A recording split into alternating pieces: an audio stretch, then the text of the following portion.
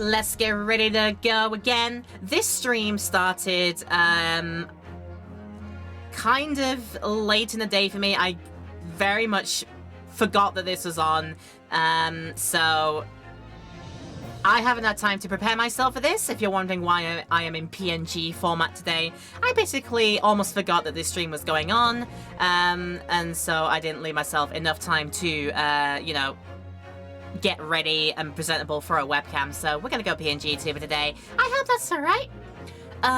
But yeah, welcome in everyone. Welcome back to the Great Ace Attorney Adventures. We will get back to it very, very soon. Hello in Twitch stream right now, and hello to you in YouTube land in the future as well. If you're watching this in YouTube, welcome. Thank you for finding the series through here. If you like what you see, you can do all the usual things. Leave a like down below, leave a comment maybe, or if you want to see some more, hit the subscribe button. Maybe hit the bell as well. You will get all notifications of uploads that come in from Twitch in the future. Hammer down. Let's continue.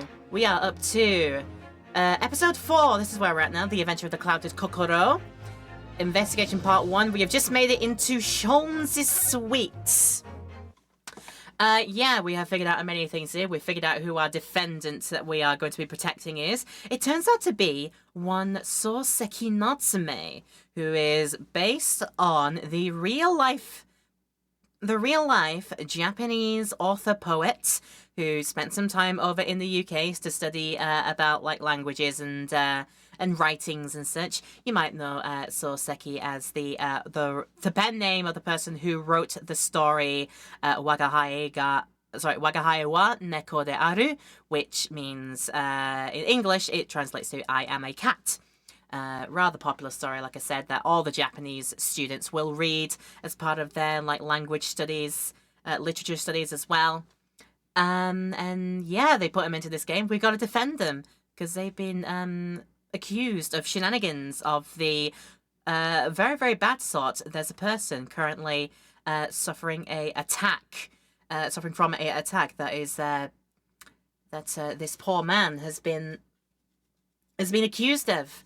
And whomst, would you say, was the person who accused them? Well, this is why we've ended up in Mr. Sholmes' suite here on the 19th of February at 12:53 p.m.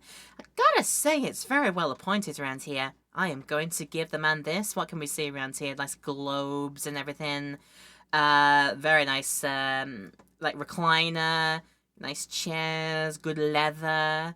They probably make some good tea there every time. A roaring fireplace. Very well-appointed mantelpiece. Paraphernalias and memorabilias everywhere, like the playing card touches. Chess pieces too. For some reason, a bust of Napoleon Bonaparte, it looks like, right in the far corner. And also a knife in the wall with a letter attached, with a letter pinned to it from the knife. I don't know why this is, but maybe we'll find out soon. You still haven't been able to get a copy of that book. I probably should seek it out at some point later, but that's going to be a task for future me. Current me is going to play some investigations. Let's go. So this is where the great detective makes his living? Feels surreal to be here somehow.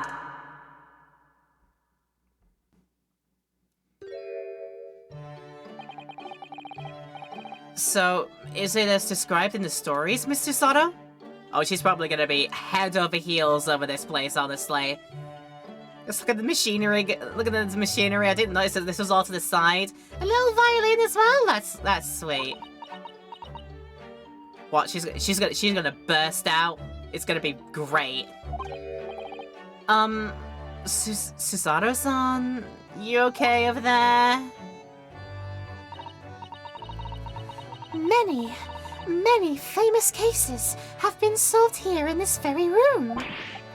Oh, I suppose they must have been, yeah. I mean, I've never read the story, so it's hard to get quite as excited about it as she seems to be. The detective chases the villains relentlessly as he disappears into the fog and down an unlit London street. Oh, the thrill of it! The romanticism! Can you feel your heart thumping in your chest? Can't assist you, Mr. Naruhodo? Oh, I suppose I can, yes. I'm lying through gritted teeth. I'm saying that through gritted teeth. Don't worry about it. So, if you don't mind, I'll just stand here and soak up the atmosphere for a while longer. Please, don't mind me. Oh, yeah, she's obsessed.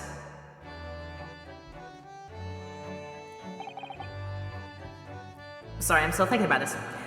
Well, it looks like our detective friend isn't home at present. Excuse me, is anyone home?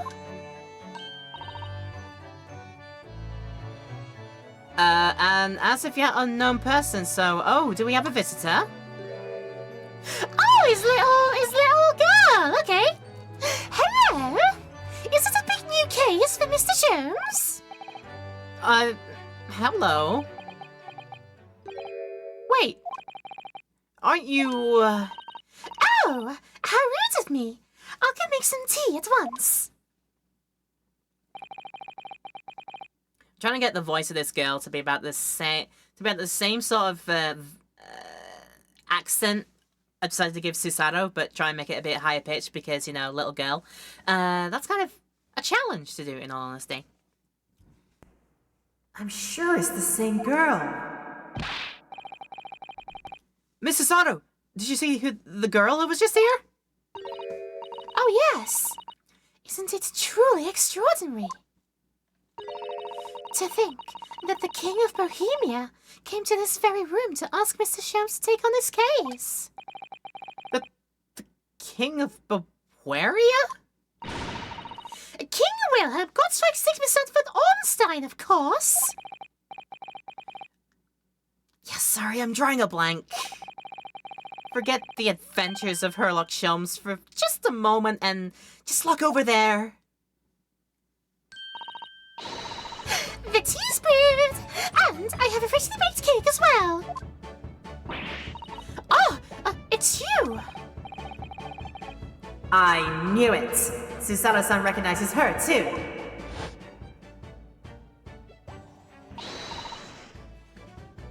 I'm going to assume this is Flashback voice. Ah, there you are. And taking notes with you as well. I was looking forward to the trial of my experimental smoke grenade launcher. Oh, good day to you. The inventor, I suppose, of that machine. Yeah, it's the girl who turned up at the end of Mr. McGilda's trial in the defendant's antechamber. I've never met a lawyer from the Far East before. Poor you, having to get straight to work when you've only just arrived in London. I did not mean for that to be in thought speak, but I forgot to change the settings. Whoops. Oh, yeah, it was challenging. Well, try this tea. It's my special blend, you know. Oh, thank you. But is tea supposed to look that color? Oh, you just wait. Japan will catch on to a good British milk tea. At some point in the future, it will really catch on. You'll go head over heels over all kinds of tea over there.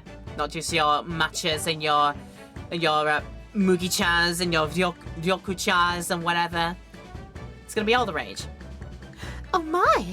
What a fragrant yet mellow flavor! Hooray! It's a winner! I tried blending different leaves to try to alleviate fatigue, you see. You must be exhausted after your long voyage here. And you have another ticklish trial tomorrow. Oh, and you're to defend the Japanese man. I do wish you lots and lots of luck. You're aware of this how?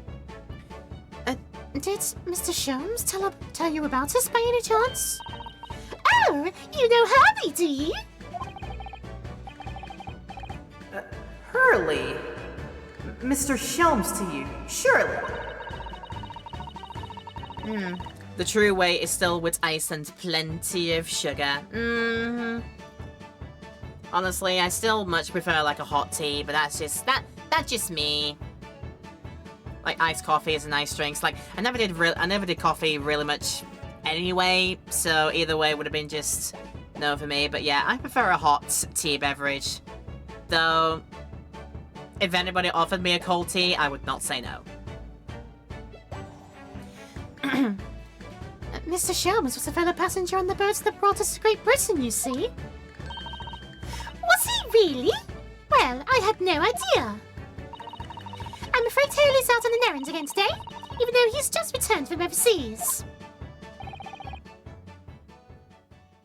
Wait a minute.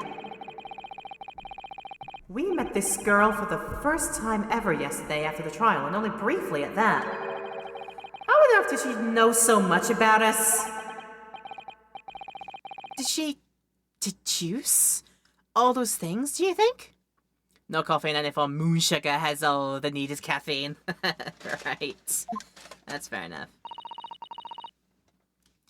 And perhaps more to the point, why is she here in Mr. Sholmes' suite? Oh, silly me! I haven't introduced myself, have I? Aha! I mean, the goggles give it away that you're probably an assistant. It's a great pleasure to meet you both. My name is Iris Wilson. I live here together with Harvey. Ah, Iris, is it? Oh, what a lovely name. What? What's the matter? No, she knows him. She knows her as well, don't she? No, wait. This can't be. Did you just say that your name is Wilson? What's the matter with Susaru-san? Why's she so flustered all of a sudden? Yes, that's right. And what are your names? Oh, I'm Yunosuke Naruhodo, a lawyer from Japan. Sorry. I'm Mr. Naruhodo's digital assistant, Susato Mikitoba. It's wonderful to meet you. Lovely! Susie and Runo. Got it. Susie? And Runo? Man, there's more to this girl than meets the eye. She's a transformer. I have so many questions for her, I don't even know where to start. Yes, and so do I. My god, how do you know? I'm thinking that I need to ask her things. Firstly, we're going to examine the entire room here because there's too much to see in this room to not have a word about. God, what on earth is this huge over-the-top machine?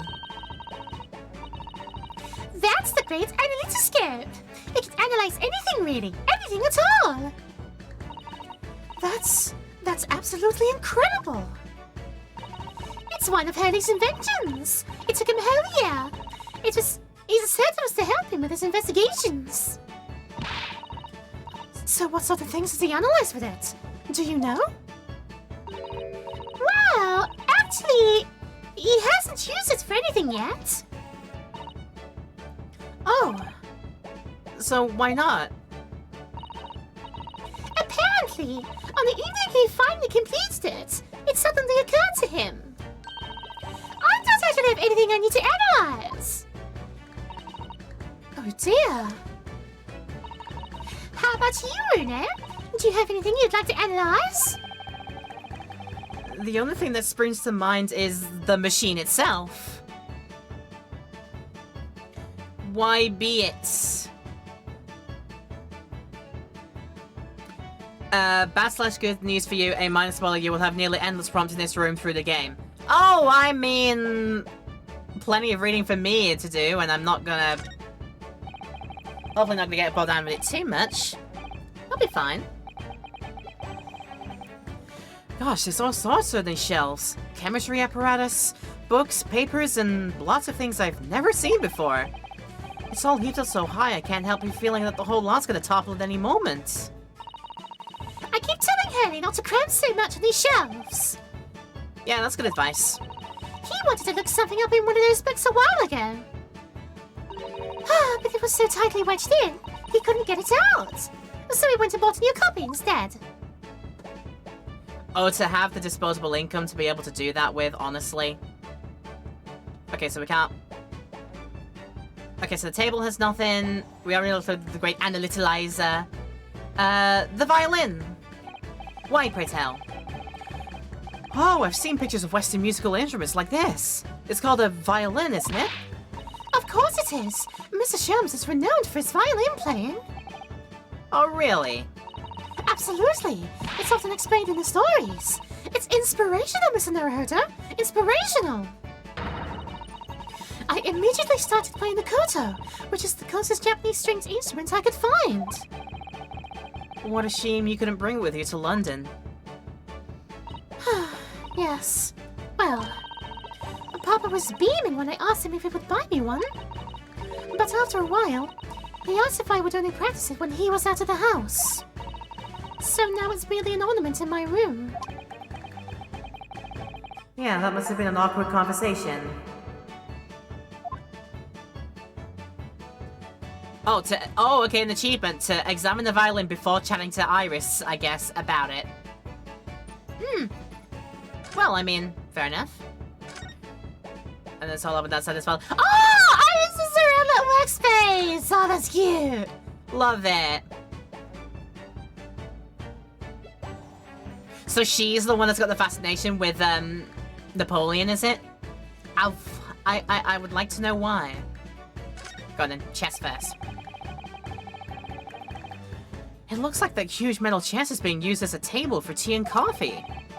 It seems very sturdy, with an equally sturdy lock. Mr. Naruhodo, you mustn't go around opening things. I always have to keep an eye on you, don't I? You're very mischievous. And I also haven't discovered if this universe has any mimics in it or not. How did you come to that conclusion? Ooh, that chest! It contains some of my most valuable things. And that smell tells me you're not going to give us any clue about what they are.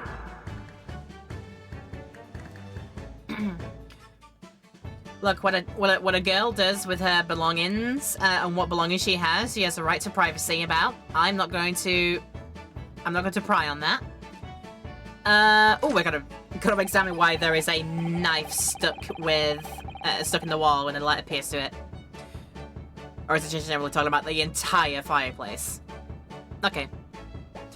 I do like this fireplace. It's one of the best things I've seen since we arrived in the country, in fact. Lingering beside the fire and watching the flames flicker and dance in the grate. Oh, it's so relaxing. We can't relax. Not when there are so many interesting things on the mantelpiece. Oh, it's just as it was described in the stories. It is? Yes, exactly. Inside the Persian slipper, for example. I made chocolates for 11sies. And transfixed by that large dagger knife is my shopping list for the market. Oh, it's not quite how I remember it being described in the Adventures of Sherlock Holmes. Oh, poor Susato-san. She looks crushed.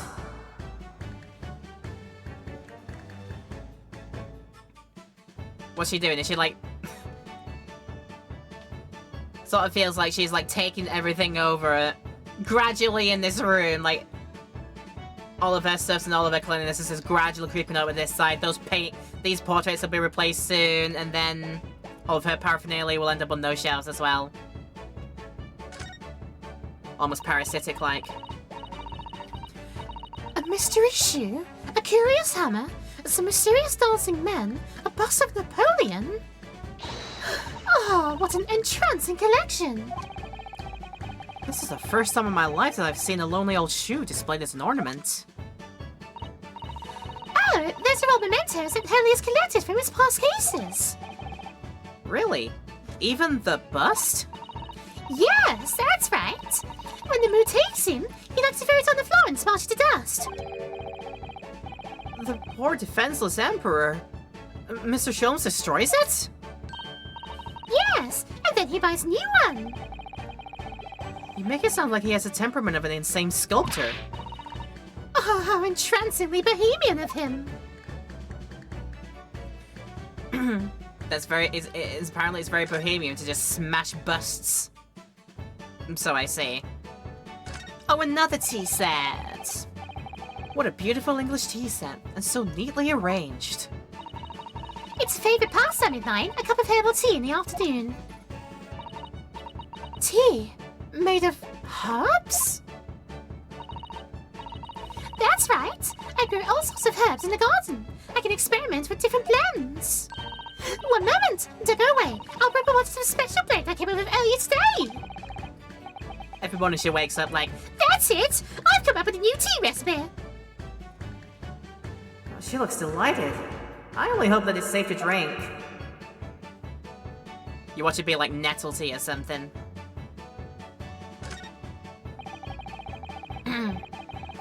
That's a charming little white shelf, and full of charming little bottles too. Yes, but don't touch any of those. They might explode. Explode? Are they exotic chemicals? Do you use them for exciting experiments? Do they have silly names like, Ubiquium. Yes, indeed. And as Haley always says, chemistry is an explosive science. Sorry. I agree. A single discovery can trigger an explosion of innovation all around the world. Or perhaps he just meant it literally, like kaboom, soot all over your face kind of explosion. Either way, mental note, do not touch any bottle that belongs to Iris. Like one of them is labeled poison, but the label is actually like sort of peeling off, and then you like actually fix the label and you realize this isn't poison, this is extract of lava. Ugh. I mean, at the very least, all the labels and bottles kind of do look different, so better than Yzma in that regard. Okay, let's look at her workstation. God, what on earth is that big black of lump over there?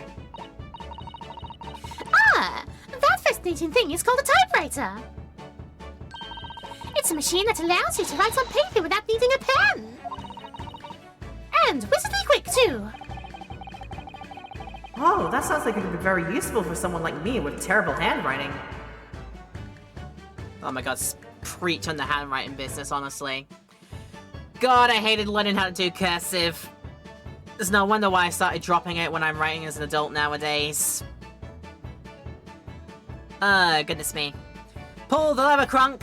Wrong lever! I hope that effect was good, because I can turn away from the voice and go like this. Wrong lever! So it sounds like I fell down the hole. I think we're done with the prompts now? You know, for as much paraphernalia there is in the room, there's a surprising lack of prompts to actually, you know, talk about here. Wait, what we're gonna do? We must present Iris with the thing, because I don't think we've been able to do that yet. Iris, could I show you this? Oh, how exciting! What is it? Tell me all about it. Oh, actually, I was hoping you might be able to tell me something about it, if anything comes to mind. Why would it? Well, no, I suppose it wouldn't. Tell me! I want to hear everything! Oh dear, this hasn't gone according to plan. She became far too inquisitive. And that's a bad thing, MK.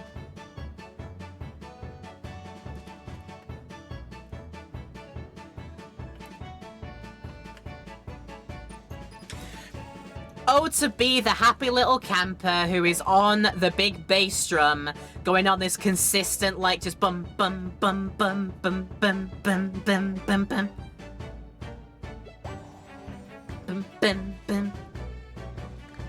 Just to be the happy little person just going on that straight, like, bass drum riff just all the time, just... that would be so fun to do. Here we go again. Bum bum bum bum bum bum bum bum bum. Just so fun. Okay then. So it was you that we ran into yesterday, wasn't it? At the Old Bailey. Yes, that's right. You were ever so helpful. Thank you so much. Oh no, not at all. I'm so sorry we couldn't have been more welcoming. Though, at the time, we did have a rather large gun pointed at us. Like this? Ah! He's not gulping rather than just, like, screaming for his life. Ah, thinking back now, you left with Mr. Strahd in tow, didn't you? Oh yeah, that awkward witness, Gina Lestrade. Oh, Ginny? Yes, she's a professional pickpocket. Yeah, so we found out. It was very naughty of her to base my adventure like that. Are you referring to that trial-disrupting gun-like contraption? Exactly. So I followed her, you see, to get it back. And perhaps I should think about fitting a self-destruct mechanism in my inventions. This girl is dangerous. Yeah, she is. Dangerously cute! Anyway, I brought Ginny back here after that, so she could apologize to my trusty technician. Sorry, your technician? Harley, of course, silly. Harley? Yes, Herlock. Herlock Sholmes. We live here together. I had no idea the Great Detective had such an interesting young daughter. Daughter? Not likely. What? I wouldn't call him Harry if he was my father, would I? Well then, what is your relationship with Mr. Sholmes? Well, I expect you found out that lodgings of any kind in London are very expensive. So the solution is to share the cost of the partner, a roommate. your roommates? I'm not gonna say the joke, but plenty of other people would. I hope you don't mind me asking, Iris, but how old are you? 10 at last year. So, what of your mother and father? Oh no, they're not around. Oh, I see. And I wonder what the story is there.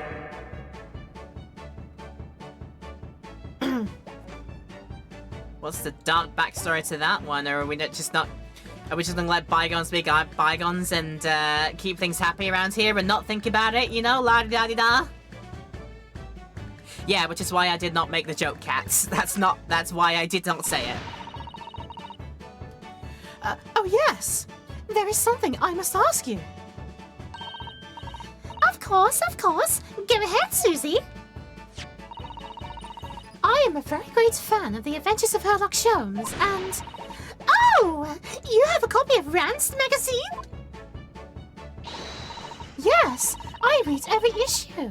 It's delivered all the way to Japan on a ship. Oh, this is so exciting! My stories are being read on the other side of the world. My stories? That's right. Harry is always solving such amazing cases, you see? And he tells me all about them. They really are quite fascinating. It would be such a shame if I was the only one who ever heard them, don't you think? Goodness!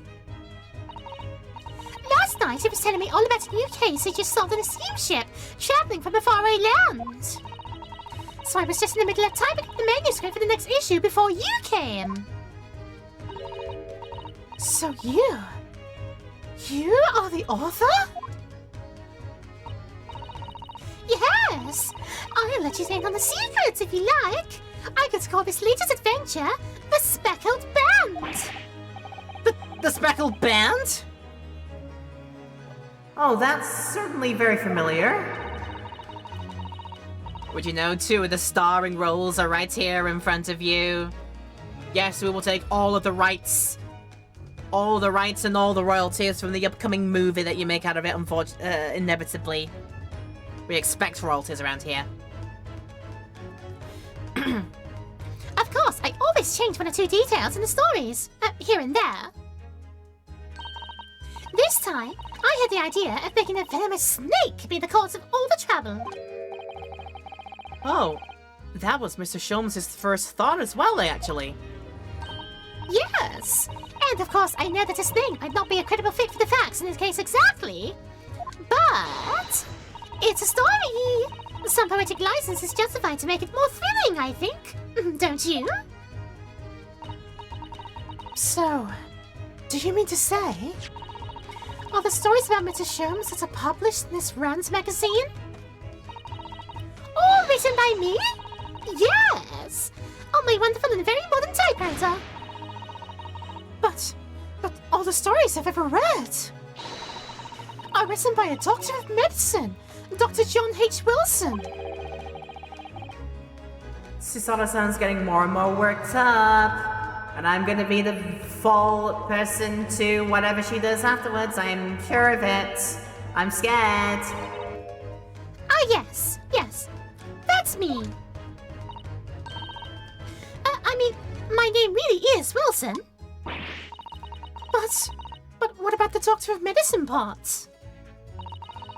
That's all true too. I am a doctor of medicine. No, at 10 years old? At 10 years old. Well, that's quite incredible. But Dr. Wilson is an English gentleman. Ah, yes. I did alter the setting slightly for the stories to be more compelling. Oh, The wool pulled from under the eyes. Well, it sounds a little strange, doesn't it? A great detective with a 10-year-old girl in tow. It can make for a great children's book in like the far off distant future. Like, you never know. I suppose it does. Yes. Yeah, poor Susato-san. She looks like her whole world is just falling apart.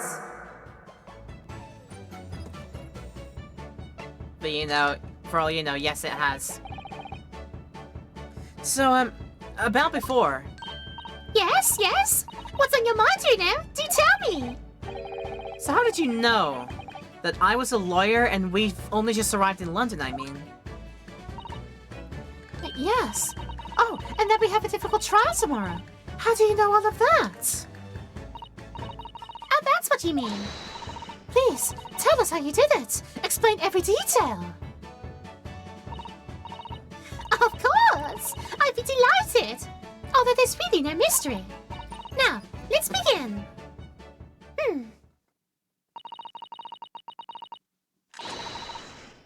I like how she pulls the goggles over her eyes and it looks like she's now got just giant eyeballs. With giant eyeballs with giant irises and giant pupils.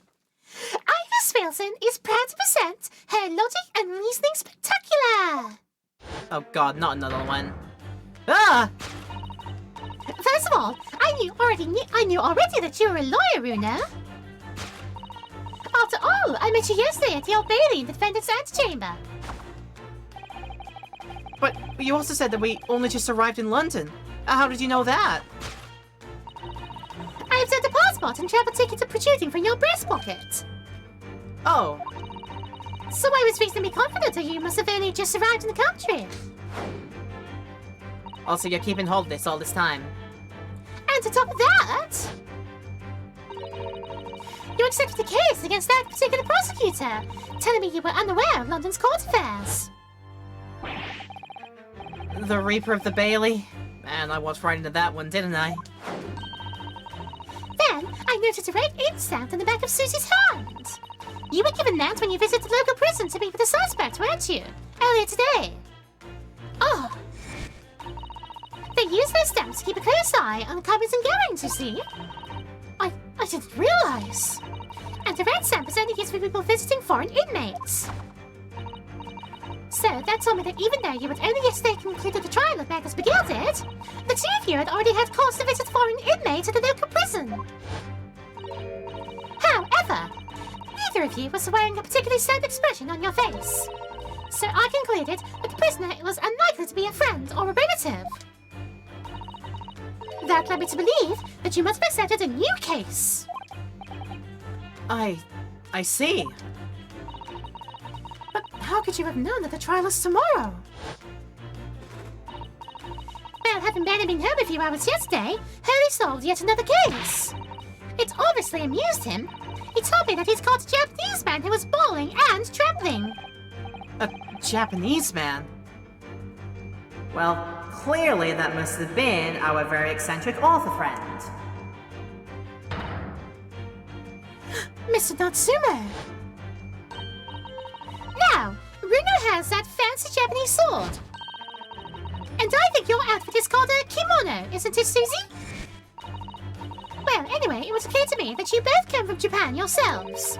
So I put two and two together and decided you must be defending the Japanese man Hurley caught. And there was only one conclusion those facts could lead me to. You both came here to ask Hurley about the case. Man, she's good. She's good, she's sweet, she's adorable, she's a bundle of fun. I love Iris. I absolutely adore her to bits. So good. There's a note on the mantelpiece that says the man's trial will be tomorrow. Hurley is always stabbing his nose with a knife, you know. He is silly. And that's all there is to it, really. Thank you for listening. I'm Iris Wilson, and this is one of my great deductions. I want to pat your head so much, Iris. I want to pat your head so much. You are a bean. You deserve love. Well, was it a winner? Were my deductions correct? They were spot on. That was amazing, Iris. Truly a great deduction. You even managed to certain something of Mr. Sholmes' delivery. Oh, well, I was just copying Hurley's style for that. This is really very good news. You can tell us all about the case involving the Japanese man. You will, won't you, Iris? Please.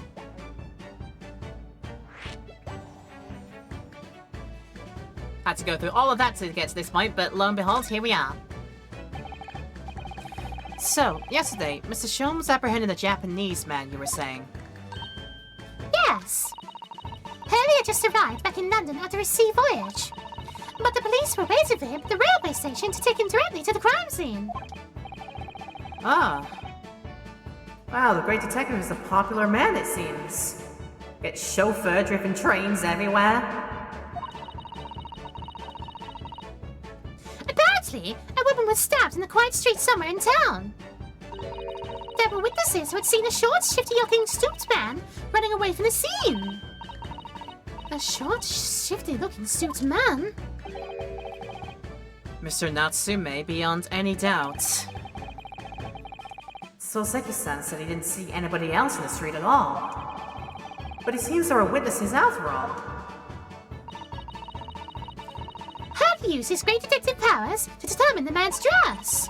It was a lodging room very nearby. He went directly there with the police, and what did they find? A short, shifty-looking, stooped man shivering in fear. Alright, Mr. Sholmes' great deduction certainly hit the mark that time. Of course it did. He's a great detective. Still, that means the incident occurred only 2 days ago. Surely tomorrow is too soon for the trial, isn't it? Definitely. We have no time to investigate properly. Hurley says that London is rife with crime. Oh, and you're telling me this now? I feel so safe. Scotland Yard is doing its best, but they can't stay on top of it apparently. Oh dear. I hadn't realized the situation was so dire. That's why they can't afford to spend too much time investigating cases and trying the criminals in court. Staff and money are both short. Crimes are usually pinned on the first suspicious person. See, okay, this time they have a reason for their crime and judicial systems to be completely out of whack.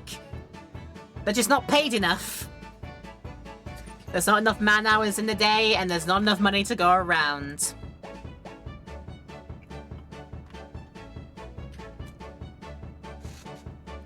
I mean, there might still be the odd tinge of it being just, you know, a corrupt system, but there's a little bit of a reason and a bit of an excuse behind the seemingly corruptness of it all. It's just because they've got no money to pay any of the police officers, detectives and whatnot, or any of the judicial staffs, so they're like, right, just get through it quickly.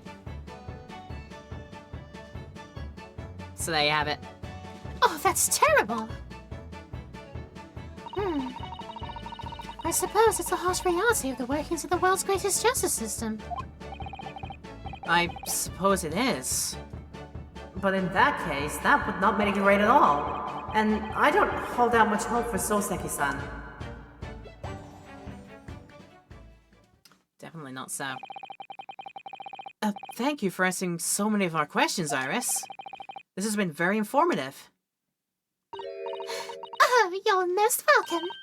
I've had so much fun. So, do you happen to know where Mr. Sholmes is at the moment?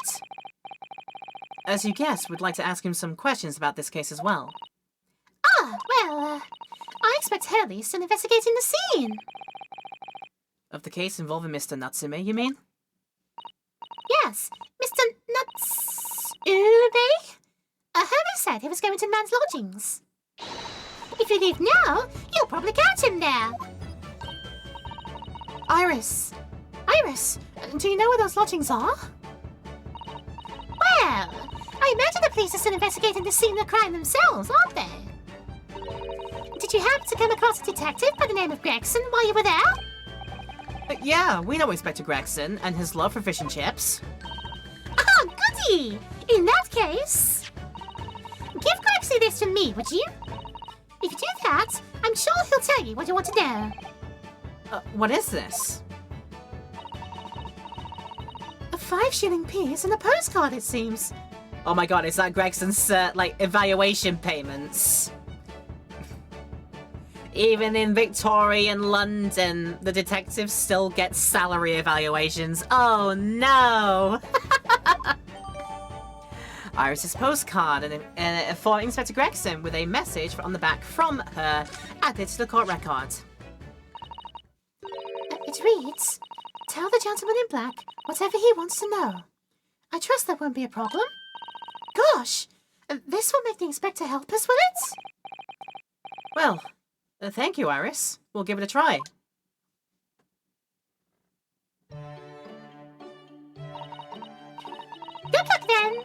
I'm going to pretend to write in my manuscript, The Speckled Band. And I'll be making more special blends of tea, so come back again soon. Oh, we'd be delighted. Thank you so much, Iris.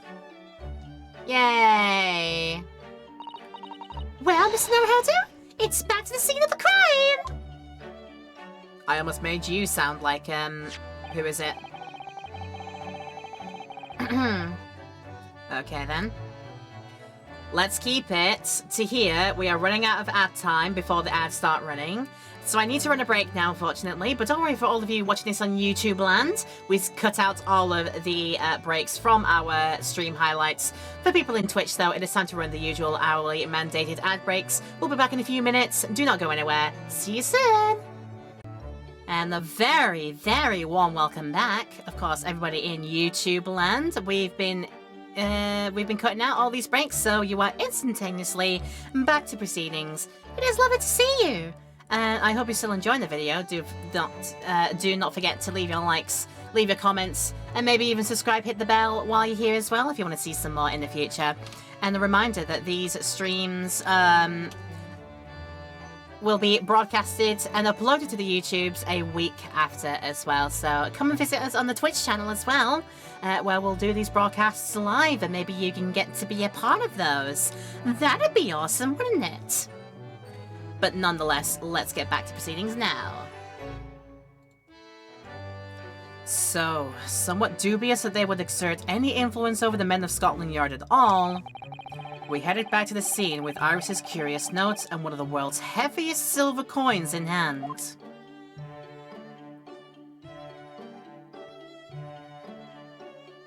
Oh, and thus that does conclude part 1 of our investigation, is it? So I see. Interesting shenanigans. May as well do the save. And we're good to go. I think I did a good idea to put, like, number 1 is episode 1, number 2 is episode 2, number 3 is episode 3 save data, and slot 4 is episode 4 save data. I like how I've organised that. I think that's a good idea. Because there's still plenty of other slots if I remember correctly, right? Alright, 19th of February, 2:38 PM, back at Briar Road. The scene of the shenanigans! The snowman's still there. That's cute. It looks as though the police are still here, carrying on with their investigation. Perfect. So, let's find Inspector Gregson as quickly as possible. Yeah. And let's see if he'll take a break from his chips to look at the silver tip Iris gave us to him. You see what I did there? You see what I did there? I can do jokes, Susato. Yeah, I'm funny. I'm relatable. I'm charismatic. Don't worry about it. Ha-ha! Speaking of Gregson, it's nice that he is right there for us. But yeah, haven't I done already all of the looking around everywhere? I believe I did this last time out. What's the betting that the lodgings are probably going to be dilapidated building with bricked up windows and smashed glass there? And a busted bicycle out front. What's the betting that this is the lodgings? What's the betting? Yep, no need to talk. And just double take, no need to move. Yep. I don't think I need to go back to see Soseki yet. But yeah, I guess it must be time to present postcard. Look, it's your salary evaluation. It may have gone up. In fact, we can have a look at this. The building has been hit by the window tax. What is the window tax? Just stones now? Or is it the punishment for not paying your window taxes? Maybe, mayhaps. Victoria de Gravita. Oh, Kratia? Yeah, forgive me, I do not do Latin. The only Latin I know is Estuans Interius Irve Hementi Sephiroth, that's all I know. This is a 5-shilling piece, isn't it? I believe it's called a crown. Oh, sorry, that was Susato's voice. Anyway. And you can train a Scotland Yard detective to do whatever you want with just a single one. Hehehehe. Iris must be the most powerful 10-year-old in the world. So how much is 5 shillings, by the way? What's it really worth? Well, I don't think exchange rates existed back here in this time period. They haven't worked out the math to that yet, unfortunately.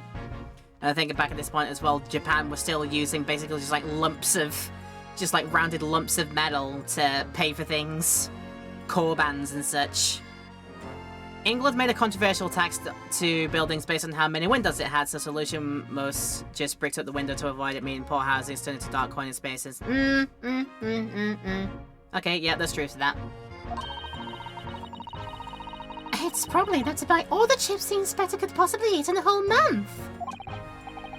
That's greasy. I mean, who wouldn't? I'd buy chips all the time with my salary evaluation payments if I could help it. Oh, she dots her signature with her heart. That's cute! Iris's little head rising is adorable, isn't it? Tell the gentleman in black whatever he wants to know. I trust that won't be a problem. Yeah, the handwriting might be adorable, but the message is ominous. There's no room for sentiment there. I'm sure it's simply the way you're interpreting it, Mr. Naruhodo. Anyway, I do hope the inspector will tell us what we need to know when he reads it. You don't think it would just make him munch piping hot chips until steam comes out of his ears, do you? Well, that wouldn't be an entirely terrible outcome. Really? You want to see the funny man with steam out of his ears? I'm sure there's a movie scene like that I've seen rather than GIF form. Somebody, like, apparently gets so, like, filled up with anger and pent-up rage, and it balloons him out, and then he explodes. I'm sure I've seen that as a movie GIF at some point. And then, yeah, steam comes out the nostrils and out the ears too. So one of those uncanny things. Like how if you've ever seen the film Total Recall, how they end up in the, when they end up, like, exposed in the atmosphere of Mars, and it's, completely, like, starves them of oxygen, and and their faces go through that. It's that kind of uncanniness that I'm thinking of. But anyway, let's leave that disgusting thought out of my head now, and present payment! Or bribe, whatever this might be. Inspector Gregson, do you have a moment? I'm sorry to say I don't. I'm a very busy man. Much too busy to talk to a pair of foreign gadabouts, that's for sure. We have these for you. A present. From Miss Iris Wilson. What? From me? From her ladyship? Her ladyship? Give that here at once! Come on, hand it over, that's for me! Ah! Well, don't wait for me to give it to you, will ya? Rude.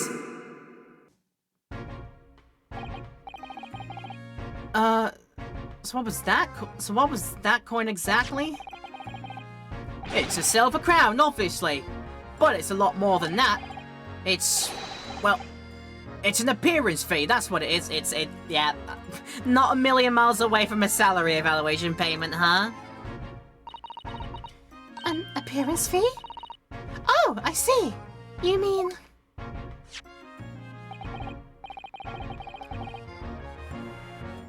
Oh no, it's royalties. I get it now. It's royalties for the likeness to be used in the Rands magazine stories. Okay, Iris gets it. She is a fair and honest author. It's completely fine. Yes. That's right, for the adventures of Sherlock Holmes. Her ladyship always offered me a financial reward for featuring me. Every time. Yes, yes, of course. I know all about your exploits, Inspector. I read them avidly. Of course, using my name without my say-so just make me the butt of a lot of unpleasant jokes. But still. I am sorry, Inspector.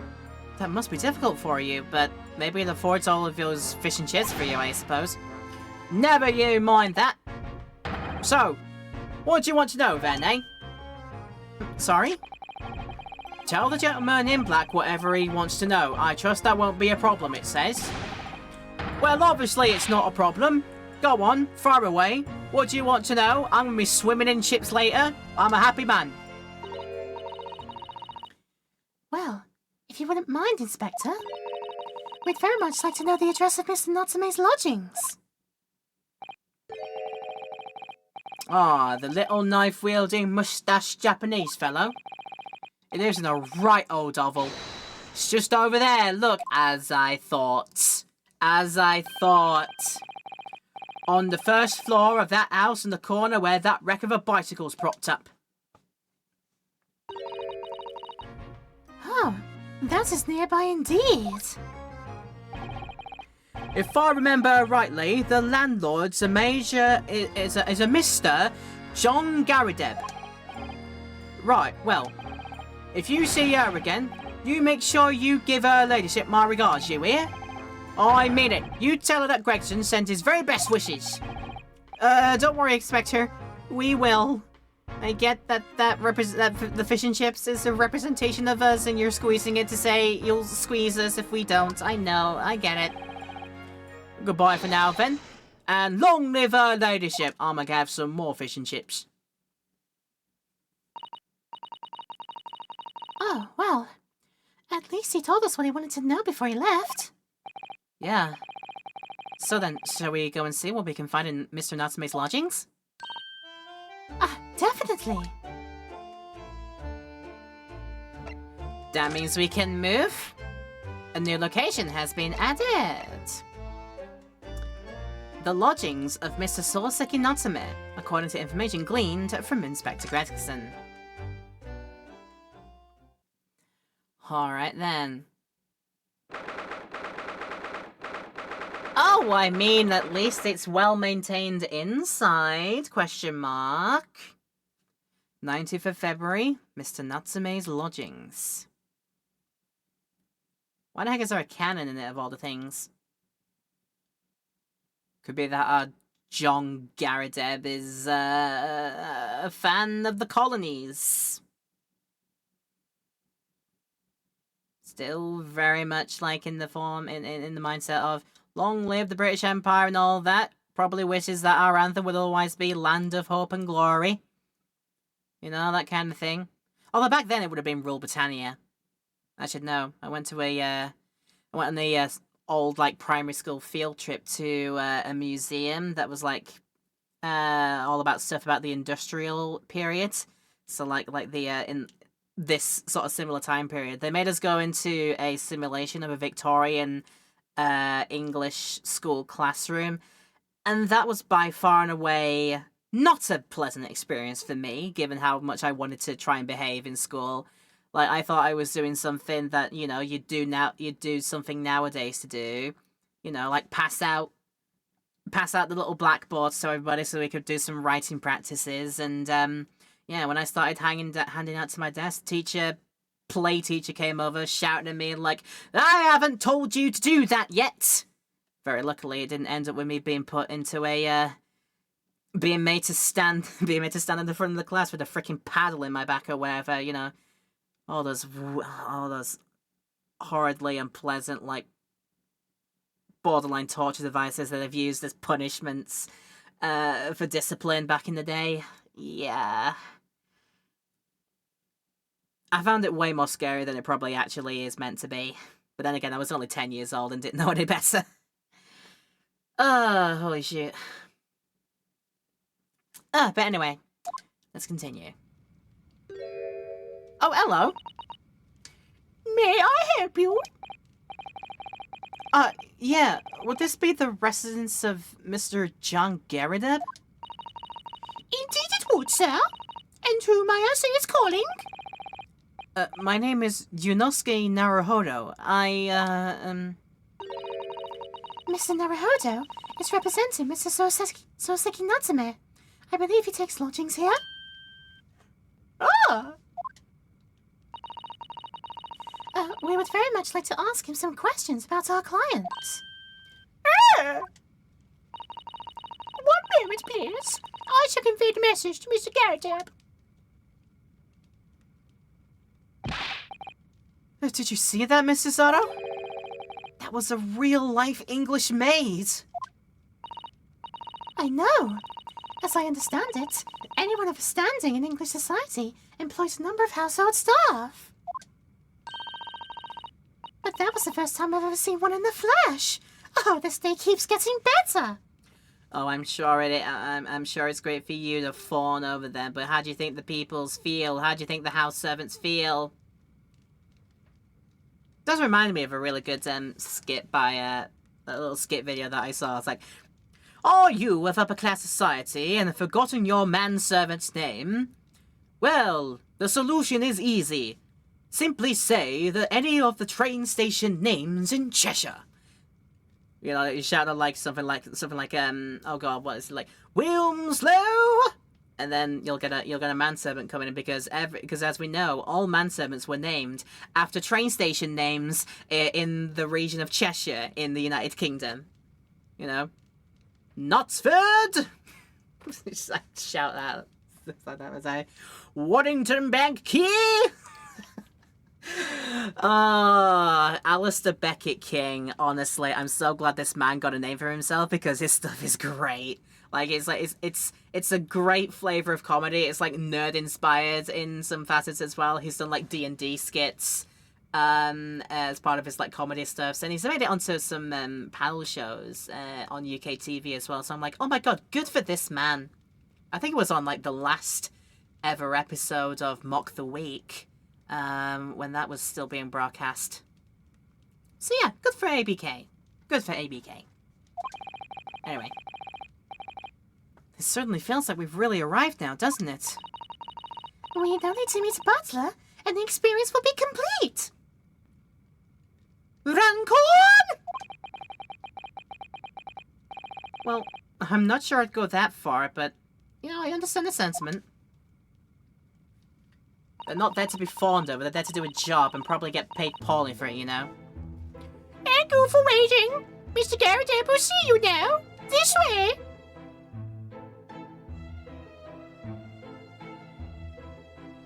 Crescent. What's with the crescent moon shape in his profile there? That is a face for certains. Okay, what I mean to say is, let's start examining. Oh, I notice you have a pile of books here, Mr. Garrett. Do you enjoy reading?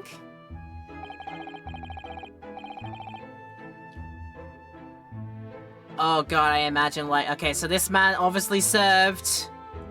has obviously done some time in Her Majesty's Royal Armies. So I imagine there'd be some... I imagine there'd be something to the voice here. I've got to think about it. Ever experience a London winter, boy? The nights are long. No better way to pass the time than in front of the fire with a jolly good book. Oh, there's a copy of Rand's magazine here, I see. No doubt Mr. Garrett enjoys the adventures of Sherlock Holmes too. The Great Detective has a great many followers, it would seem.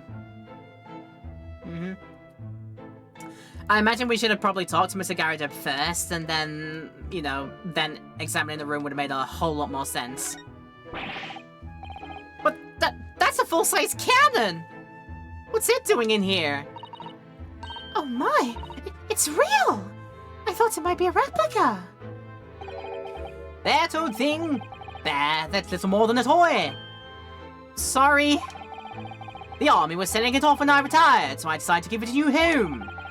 Never know when the enemy might attack next. Jolly useful to have a cannon about the house.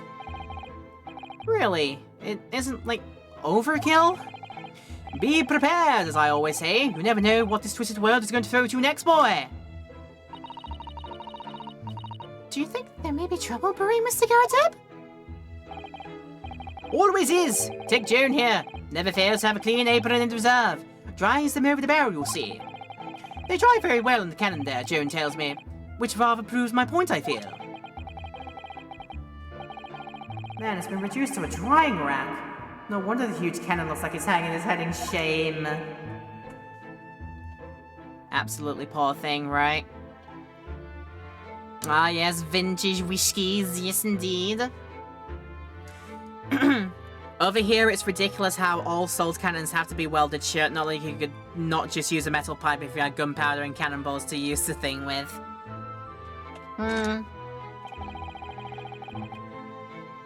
Oh, that uniform looks fairly ancient, doesn't it? It's clearly been well looked after, though. That old thing? Not much better than rags, really. Oh? Wore that ceremonial guard at my retirement bash, you know. But I'm not one for dwelling on the past, me. Would have gladly thrown it out. But you know how it is. So he keeps all the memorabilia, but it's just like, not really fond of it. Would rather throw it out if he had the chance. Huh. Okay then.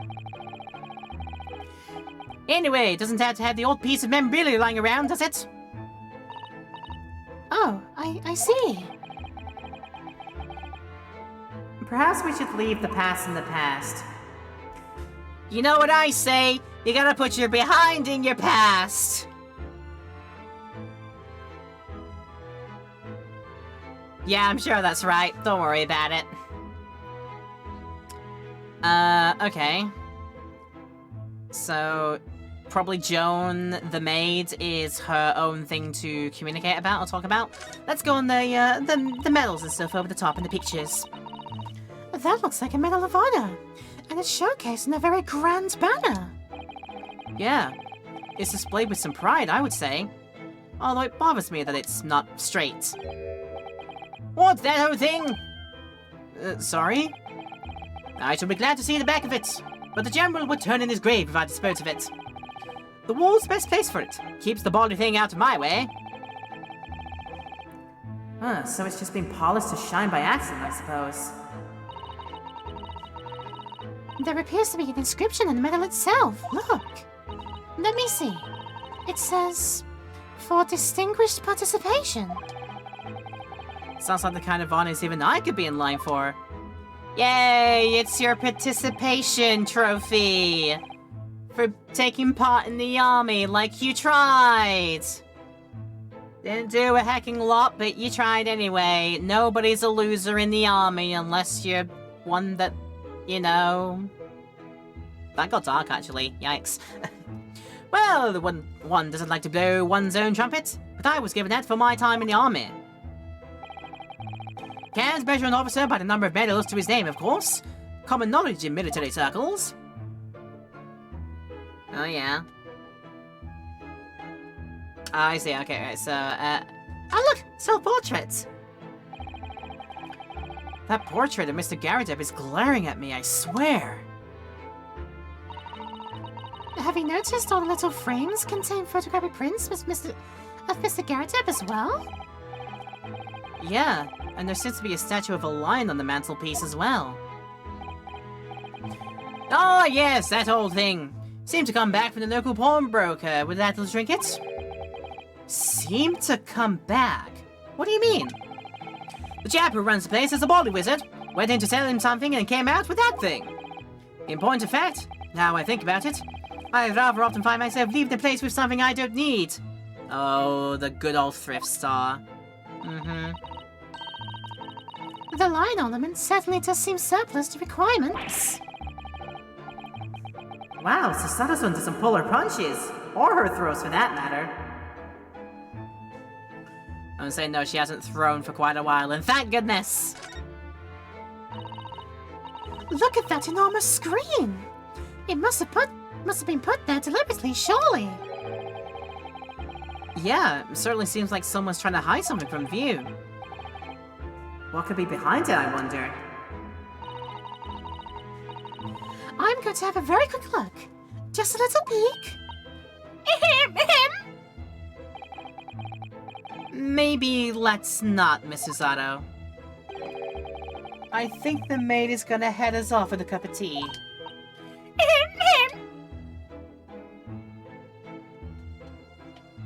This is a good defense system, I'll give it granted that.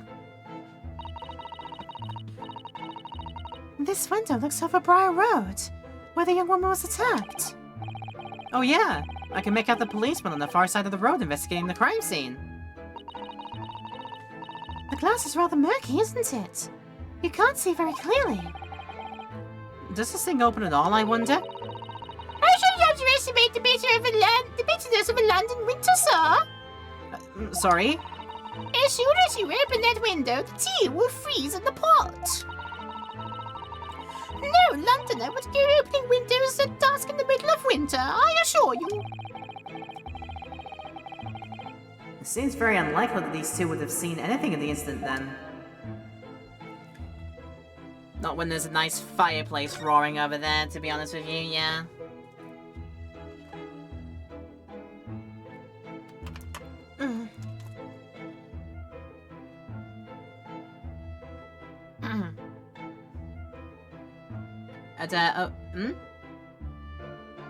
Oh, but I want to see what's down there, though. What's going on there? Oh, is that a candle that's fallen off the candelabrum here? Maybe, mayhaps. So what's this? It's a bit of a crooked afternoon tea, sort of serving platter, receptacle, whatever you call these, I forget. And smash pottery everywhere here. Okay. Oh, look! What a wonderful collection of cakes lined up on that gleaming silver cake stand. It had such an easy name too, and it completely blanked from my memory. She's silly sometimes, this streamer. Don't worry about it. Lined up? It looks more like someone has half demolished them to me. Afternoon tea is a time of indulgence, you know. It is quite the English way. It is Mr. Garrideb's custom to take 2 cakes with his tea. Oh, that sounds delightful. Oh, wait a minute though. There are at least 10 cakes on this cake stand. Well, naturally! And it would never do to waste leftovers. So whatever Mr. Garrideb doesn't eat, I say to myself, Joan, you should have to tidy up. How magnanimous of you. By tidy up, mean take to herself? Maybe, mayhaps? Or did we not? Oh, we never examined the actual, like, artillery mortar shells. Are those mortar shells? They're enormous. A drink, bartender. Okay then. Of course. Let's chat. We want you to drink something. Thank you, chat.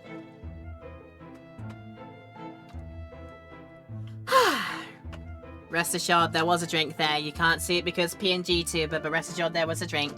Thank you as usual, TV Antenna, for that. Ah, I hadn't noticed. What are they doing here? Oh, there's all things. Couple of little rounds identified into the barracks during training, you know. Became a bit of colourful regiment folklore that instant. You mean you deliberately hunted out the spent shells? Well, I wouldn't say deliberately exactly. They're only scrap iron after all. Usually just thrown away, I believe. But you never know when things might come in useful, do you? Useful for what exactly? Yes, well. Joan here did manage to knock off one of the body things onto my foot the other day while she was dusting. Oh no! Hadn't shed tears since 1869 before then, you know. Yeah, maybe we consider throwing them away. I mean, they could be spent, but you never know. There could be some residual. Also, I bet your smoke, your tobacco, is very nicely, tea, infused. Because you're using your smoke pipe to stir the cup with. Yeah, I can't talk about them. Everything else on the rack, no. Just double checking and making sure. Yeah, I think I've seen everything there is to see over this side here. Unless, yeah, the books. You couldn't examine those. Couldn't examine the cupboards. Yeah, I think I got it. Alright, candelabrum. This old candle holder looks a little out of place here. Wouldn't you say? Yeah, you're right. It's clearly supposed to be gold, but it's almost completely black for some reason. Oh, that old thing, yes. Just a cheap piece of ironmongery. Gimcrack, really. Oh. Also, gimcrack sounds like something you should not say on stream. Honestly. Use it when I was studying, don't you know, for my commission. I'm getting a comfortable posture, don't mind me. I know it's old, hardly worth hanging on to, really. But, well, still has its uses sometimes. Of course. Does everything in this room have some elaborate story behind it? They're memories, Mr. Naruto. Memories. Memories of a trashed life based on this, and also, are you growing onions in here? Or are you, like, storing onions? I think you gotta explain. Look at this crockery on display here. It's rather, unusual, isn't it? Oh my! A genuine London dresser! Isn't it delightful?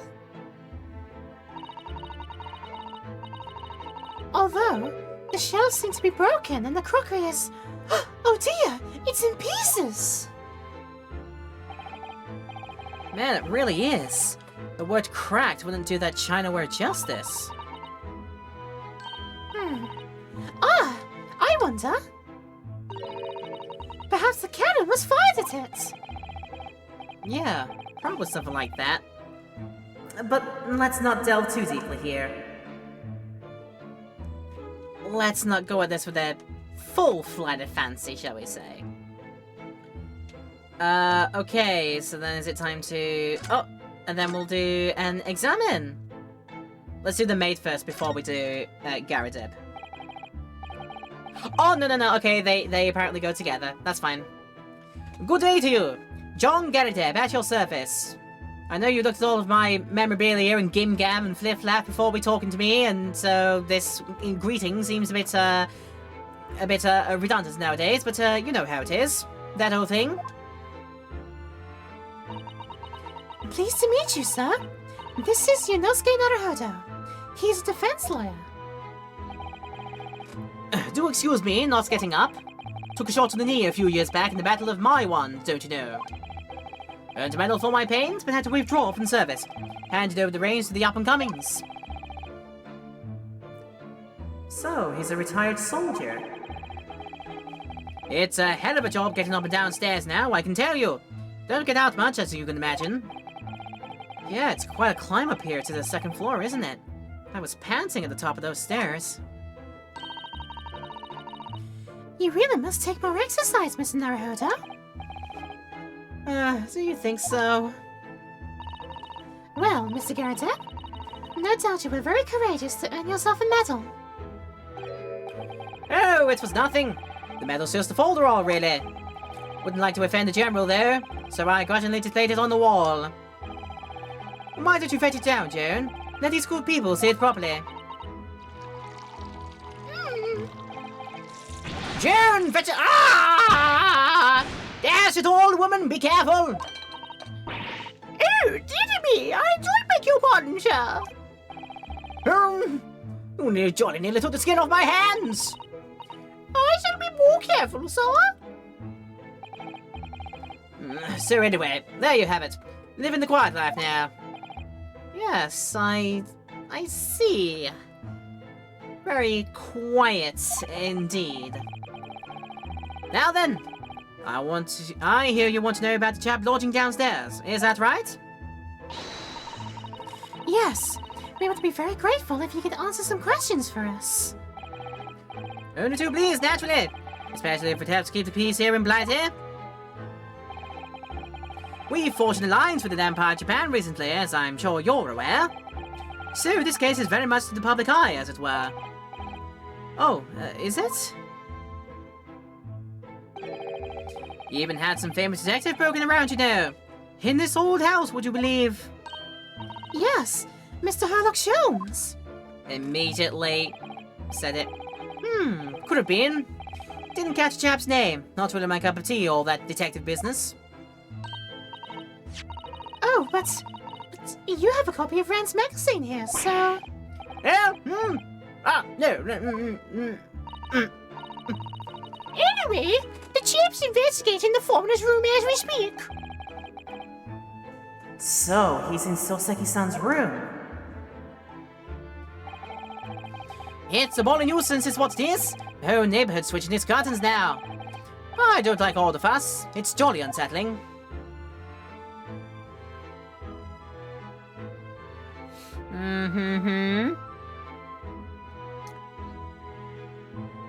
And alright, yeah, just checking out some things. Oh, is it really gonna be that warm tomorrow? I don't necessarily like it when my weather app predicts that it's like gonna be so and so degrees warmer than it was previously, because then that says to me, oh my god, we're getting closer to summer and I hate the summer over here. It's too sticky and it's too gross and it's too freaking hot. Anyway, oh dear. About Mr. Natsume then, Mr. Garrett, please do tell us. Oh yes, the Japanese chap. I would have been lodging here for a week. Oh, just 1 week? So he moved in very recently then. I have 2 lodges most of the time, one on the ground floor and one just below us. The first floor room became available a week ago, you see. There'd been That's it all, Joan! Do be careful! Oh, my goodness! I'm terribly sorry, sir. If you want to know my opinion, I thought he was a shady sort from the moment I set eyes on him. Oh? Why? He seemed to have a most nervous disposition, always shaking and looking over his shoulder. The man had shady written across his sweat-soaked brow, if you ask me. I said to myself, Joan, that man is trouble. Sooner or later he's going to do something untoward. And I'm rarely wrong about anything. We won't be calling this man as a witness, that's for sure. Wasn't there anything else that struck you as suspicious about the man at all? Yes, indeed there was. she's dying to tell us. Mm-hmm. So the maid sees something about it, but actual Garadeb, actual, you know, actual landlord kind of doesn't really pay it no mind. Interesting dynamic. Alright then. Had you noticed anything else at all about the lodger, Mr. Natsume? Oh, my word, yes! The man was shadier than an orchard! Could you elaborate? Well, take the man's room. Absolutely stuffed full of books it is. More than anyone could ever read. And he never so much as passes the time of day with another living soul. I haven't seen a single visitor call. He just trots off to that old bookshop every single day and comes back 5 to light the gas fire. And the funny little man is up long past the time everyone else in the house has gone to bed too. Oh, I see. The gentleman on the ground floor goes to bed at around 9 each night. But I've never known that Japanese fellow to retire any earlier than 2 in the morning. Oh, a night owl, so it were, or just an insomniac. Honestly, mood. Could you clarify something, I wonder? What, pray? How do you know so much about Miss Natsume's routine? Ooh! I'd understood that neither of the lodges live on this floor of the house. Is that correct? That's right. They're both below us, on the first floor and street level. Ground floor, as it were. That's something the Americans don't understand. Then, how is it that you know so much about the lives of your lodgers? The precise times that they come back in the evening, for example? Even the times they go to bed?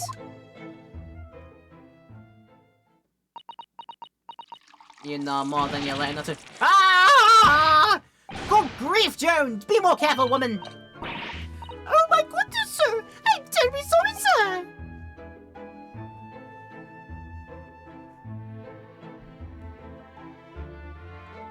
That is a way to deflect from the subject matter. She goes like, yeah, I'm just gonna scold your man's knees.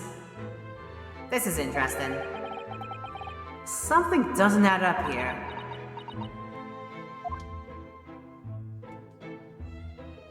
Something does not add up indeed. Alright. Talk about what you might know about the incident. Okay then. It seems that the incident took place around 5 in the evening. Did you happen to look out the window at around that time? The window? You know, the open one that you have over there? The one that's not boarded up with bricks? Yes. We noticed that the window over there looks over Briar Road.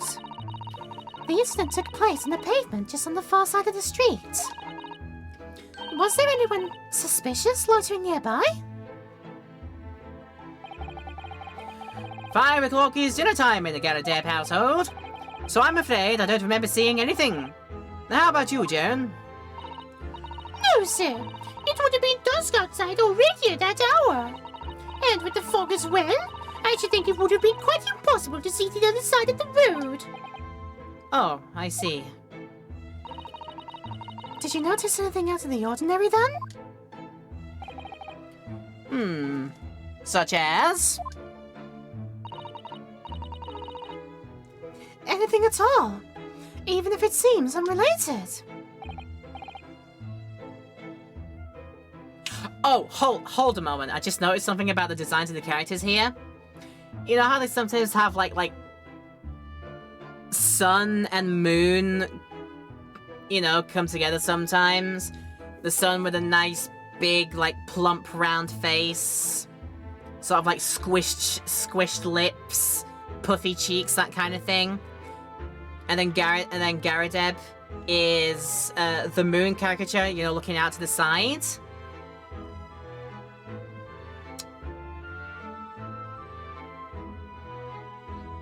I can't see anything in the names that they've got going on here. I don't know if Garrideb would be...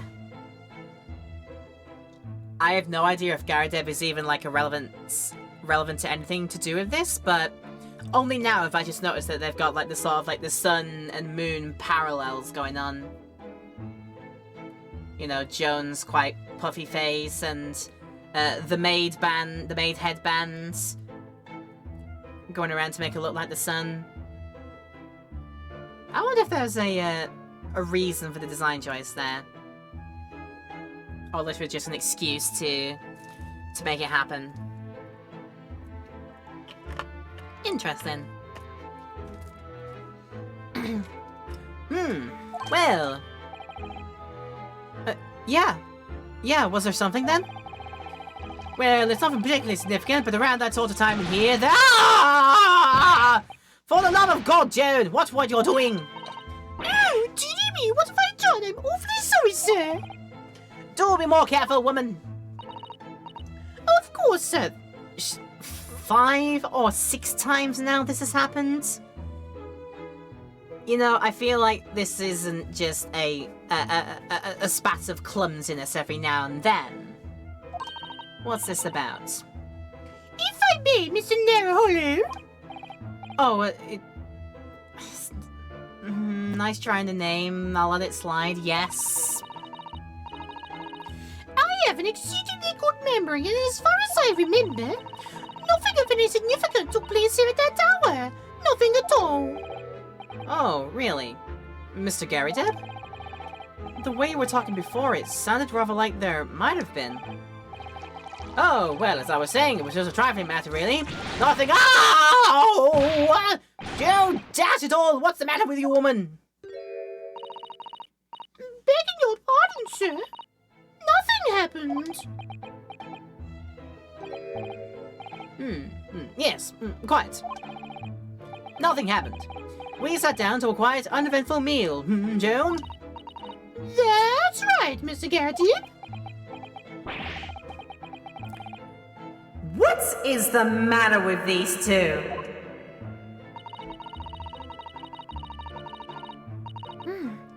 It sounds like something happened here in this room on the evening of the incident. But what?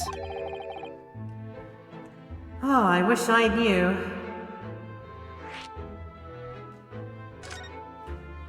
But now we can talk about Natsume's room. So could you tell us which floor Mr. Natsume's room is on? Why, certainly. Just below us on the first floor. And Mr. Sholmes is investigating there, even as we speak? Yes. Told me Nat's his name and asked him to look into the matter, so I gave him the key. Mr. Natsume has engaged Mr. Sholmes' services? Yeah, that's a blatant lie. Would it be alright if we also had a look around? In Mr. Natsume's room, I mean. Don't see why not. It's just down one flight of stairs. Who knows if we'll find anything that can help us with the case, but we have to try. We need all the clues we can lay our hands on, shall we? Yes. And while we're there, we can speak with Mr. Sholmes again. Perhaps he'll be able to tell us more. Yes, they could do indeed. But before we do that, you know what we have to do? No, I never actually did get a proper look at the map here. Okay, all it is just turns on the map there, I see. Okay, that's fair. So, we came from there, presumably? Briar Road, Meerschaum Street, and Calabash Road. What an eclectic mix of things. Hey! I can't present this to you. Because what I need to do is present it... Nope, no. I can't even present it to them. That's a shame. Oh well. A new room has been found. A small, dark room rented by a visiting scholar from the Empire of Japan by the name of Soseki Natsume. What awaits us here? We must go in and have a look.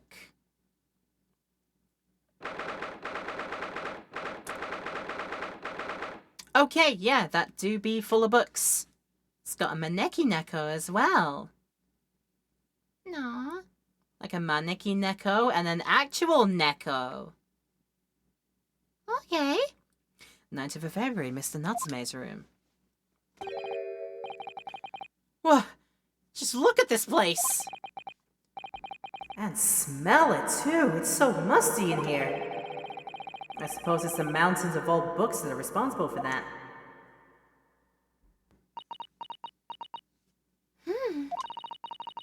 I don't think I've ever seen so many books in all my life. No, me neither. It'd be hard-pressed for me to have seen at least one book in my life. It's so dark in here, too. Is that the window over there? Well, it was the window, I think, yeah. Once upon a time. But for some reason, it's been closed up with bricks and mortar. So this is where Mr. Natsume lives. By the way, I haven't spotted Mr. Sholmes anywhere. Have you? He turned into the cat. No, that's true. But according to what Mr. Garadeb told us, the great detective should be around here somewhere investigating. Oh, we'll find him, I am sure. If we can, like, turn a room. It's probably, like, in... somewhere in the Mountain of Books. Or who knows, maybe he is magic after all, and he actually did turn into the cat over here. Who knows? Oh, we've got to examine Maneki Neko over here. Oh, look! It's a beckoning cat from home. It's a bit big and bulky, isn't it? Surely Mr. Natsume didn't bring that Maneki Neko all the way from Japan with him.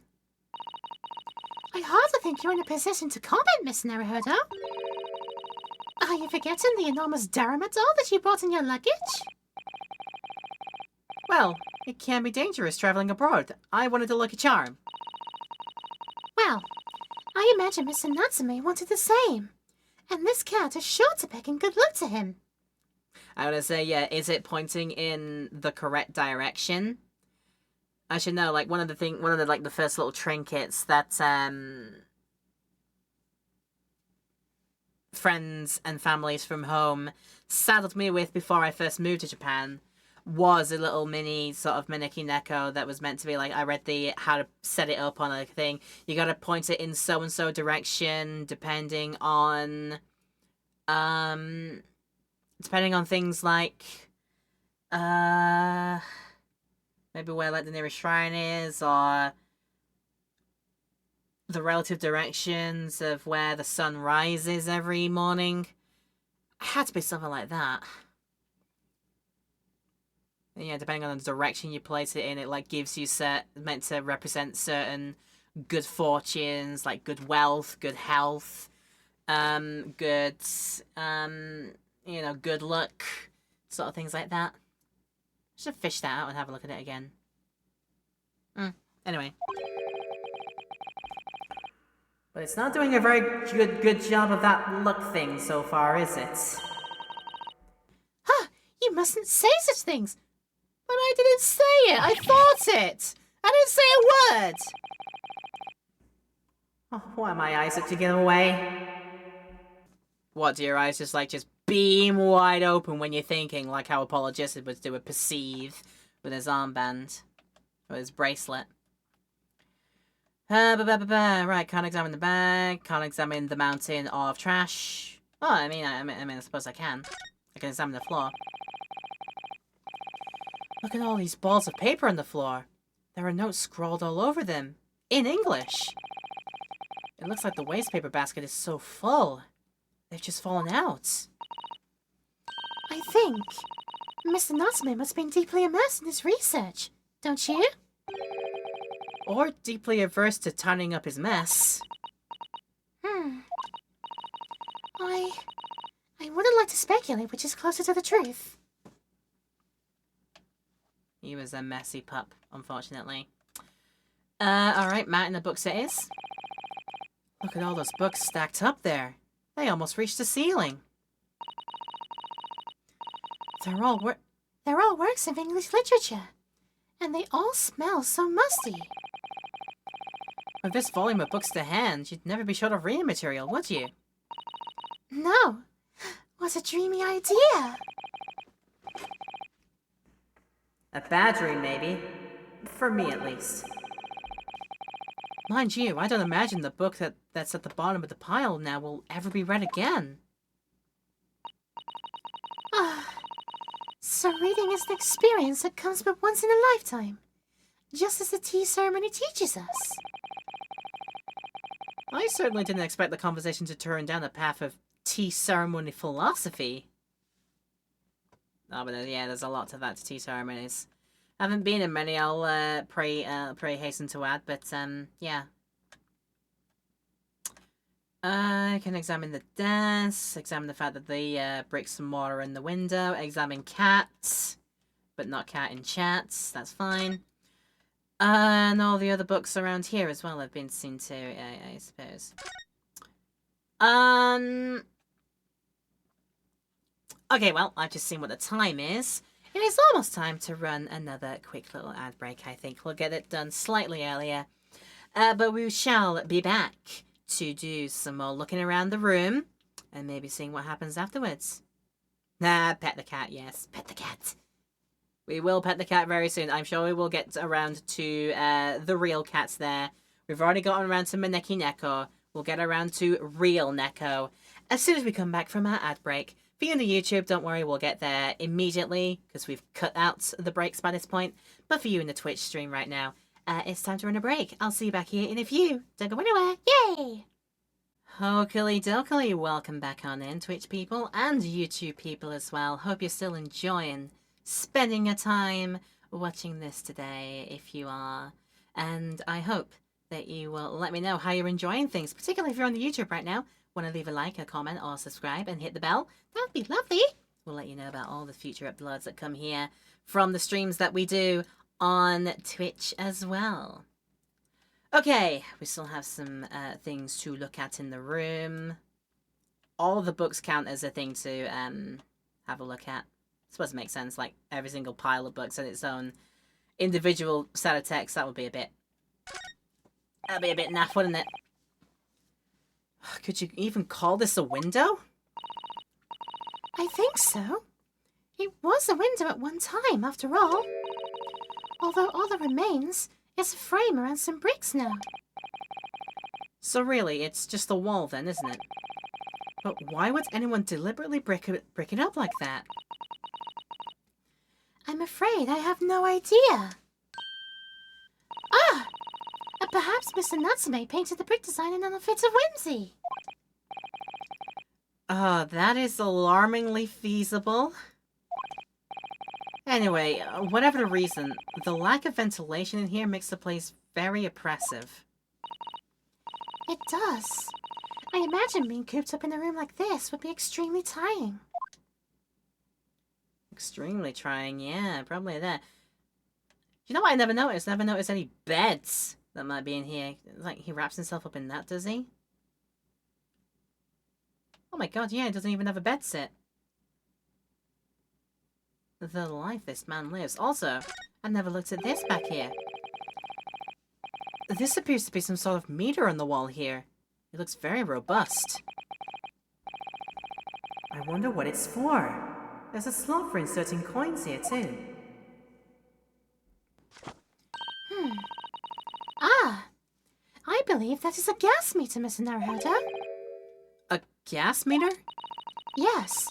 It seems there is piped gas in the district, which consumers pay for by putting coins in the meter. So if we were to put a coin in the slot... that'd be enough gas to use the lights and the gas fire for the whole night. So if you're too poor to have a coin, you'd have to spend the night in the dark and freezing cold? That's right. That's for the rich man who only carried crisp white notes. Oh, London is a scary, frigid place. And the weather's cold, too. Alright, so maybe his nightlight and this in there maybe count as a thing? Or maybe everything on the desk counts as a thing. That desk seems to be wedged into a crevasse between the mountains of books on either side. I suppose Mr. Natsume would sit there and read while stroking his cat. But surrounded on all sides by these towering old tomes, surely he dreamt of books every night as well. Yes, he must have done, mustn't he? Oh! What's this? It's a receipt from a second-hand bookshop. Your books. Oh yeah, Mr. Natsume's name is on it. And the date of purchase is... Oh, 2 days ago at 4:45 p.m. That's the day of the incident! That's just a short while before I was embroiled in a terrible attack. He must have been on his way back from buying some old books. Aha, second-hand book receipt. A receipt discovered in Mr. Natsume's room for some books he had purchased from a second-hand bookshop before the incident occurred. Now in the court record. Dun dun dun dun. Alright. If we have it right then, the last sentence. Hi! I have seen him. He just appeared. I guess I had to find the very important bit of evidence first before then he would appear. But first we're gonna talk to Cat. Meow. Look at the cat. But Cat, you're missing the cat. Oh my! What an adorable little cat. Well, that's fine though. Go enjoy your D&D. I hope it goes well. Perhaps he's looking after all the books while his master is away. I don't know about that. He disappeared into that pile of books as quick as a flash. It was a tricolor Mikke, wasn't it? Do they even have that sort of cat here in Great Britain?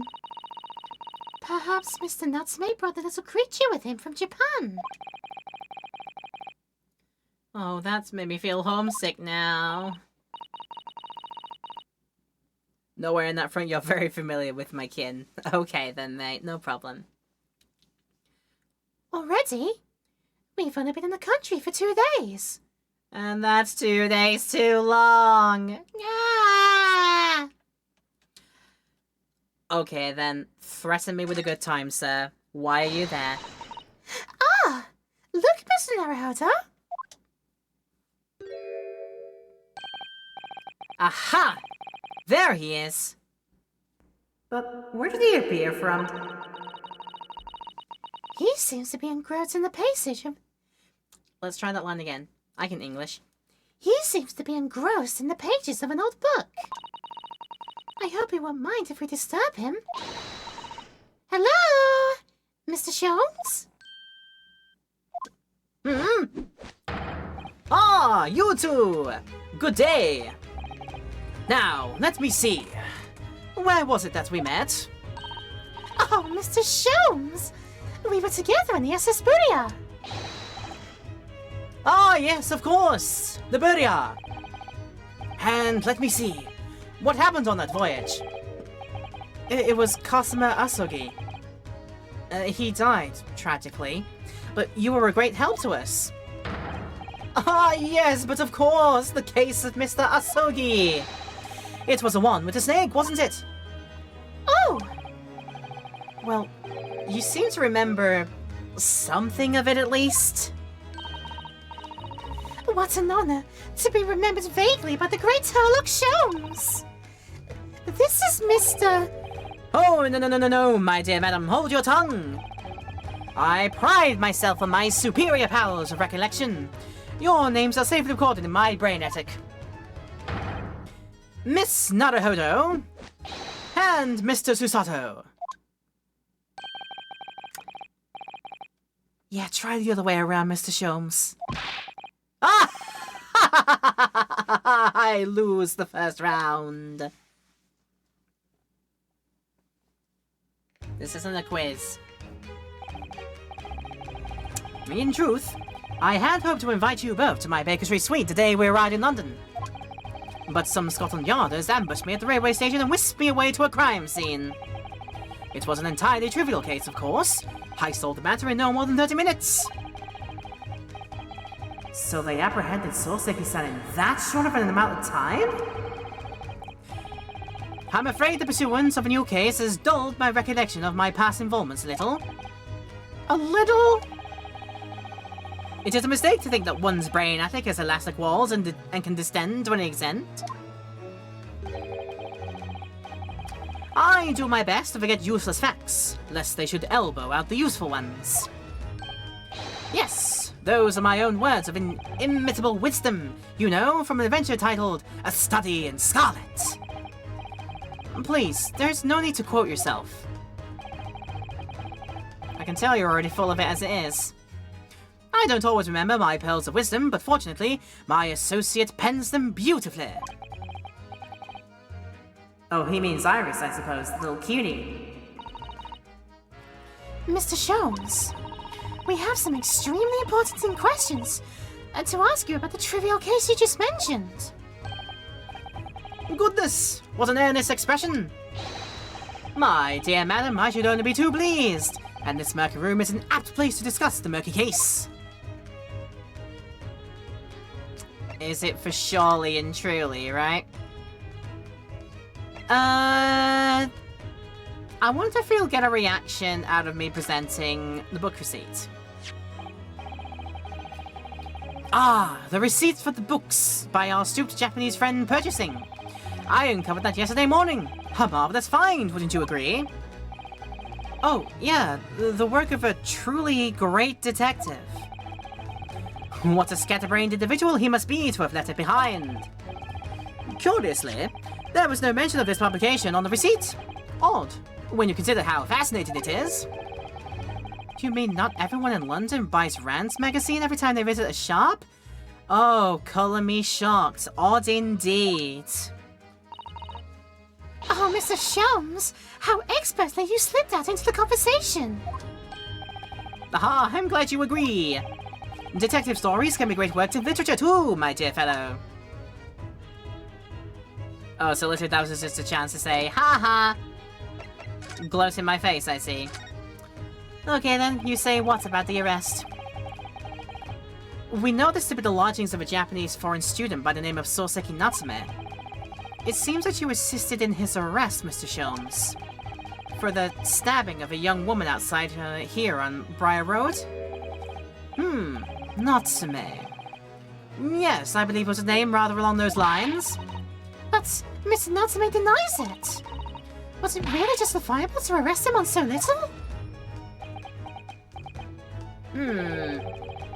I'm sorry, Mr. Sato, but I have not the slightest idea what you mean. What? I can't believe he was looking Sato-san squarely in the eye while feigning ignorance. I assure you I am not merely feigning ignorance.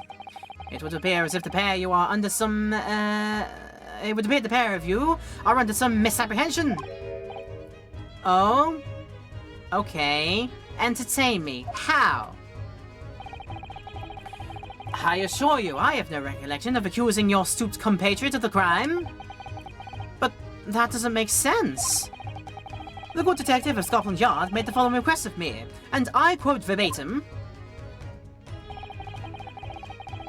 We need you to ascertain the identity and whereabouts of a man seen fleeing the crime scene. Ah, a man seen fleeing.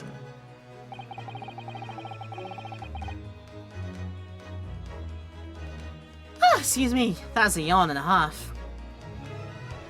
Dear me. There were a number of books scattered on the pavement at the scene. From the book plates, I was quickly able to determine the bookshop from which they had been purchased. On speaking with the proprietor, I was immediately led to this address. Elementary, wouldn't you say? I believe there is a receipt around here somewhere from the establishment in question. So you don't think Mr. Natsume is the culprit, then? That I could not tell you. But it was aggravating my faculties, hence why I returned here. However, this place is such a trove of fascinating books, I found myself quite lost in bibliophilia. Bibliophily. Yeah, that's a word and a half, and also I think Sholmes is turning into a Glub Go Gablab. He's like, I am the Glub Glo Gab Lab, the Schwabba Dabba Dibba Dabba Shibba Dab Gab. I'm full of Schwip the Lipper kind. I am the yeast of thoughts and minds. I love books, and this basement is a true treasure trove. Oh, delicious. If anybody gets that, points. You get points, chat, if you understand that. Do not be deceived into believing that I am a man of leisure. No, no, no, no, no. Oh dear. Okay. Talk about Mr. Garrett. Tell me. Have you encountered the landlord of these lodgings? Yeah, Mr. Garrett, a retired military man. It was the first time I've ever met a soldier from the Great British Institution that is in the services. And it was the first time I've ever met a maid from the Great British Institution that is... service. Well played, Inosuke. Ha! Ha ha ha ha! I didn't think it was that funny. I might have laughed to myself in my own head about it. I do apologize. As you may very well be aware, many households in London employ a maid. Yes, I read as much as my Great Britain primer. And so conversely, whether or not a household employs a maid has come to betoken the social standing of the dwelling therein. Betoken their social standing? What? Put simply, my dear fellow, those who employ at least a single maid are considered middle class. Those who do not are beneath that. In the upper echelons of society, of course, households employ enough staff to constitute a large family. Goodness, how extraordinary. As you can appreciate, for those of the precarious boundary between the middle and lower classes, being able to afford just one maid is of the first importance. I had no idea. And it is for precisely that reason that I find great stimulation in the situation upstairs. Specifically, in the retired army veteran, Mr. John Garrett. Uh-oh? Affable as he is, the fellow is hiding something. Whether or not it imposes on the circumstances of this case, I am as yet unable to ascertain. I am thoroughly lost on what he means to say. And he says it in such confusing words too, and at such speed.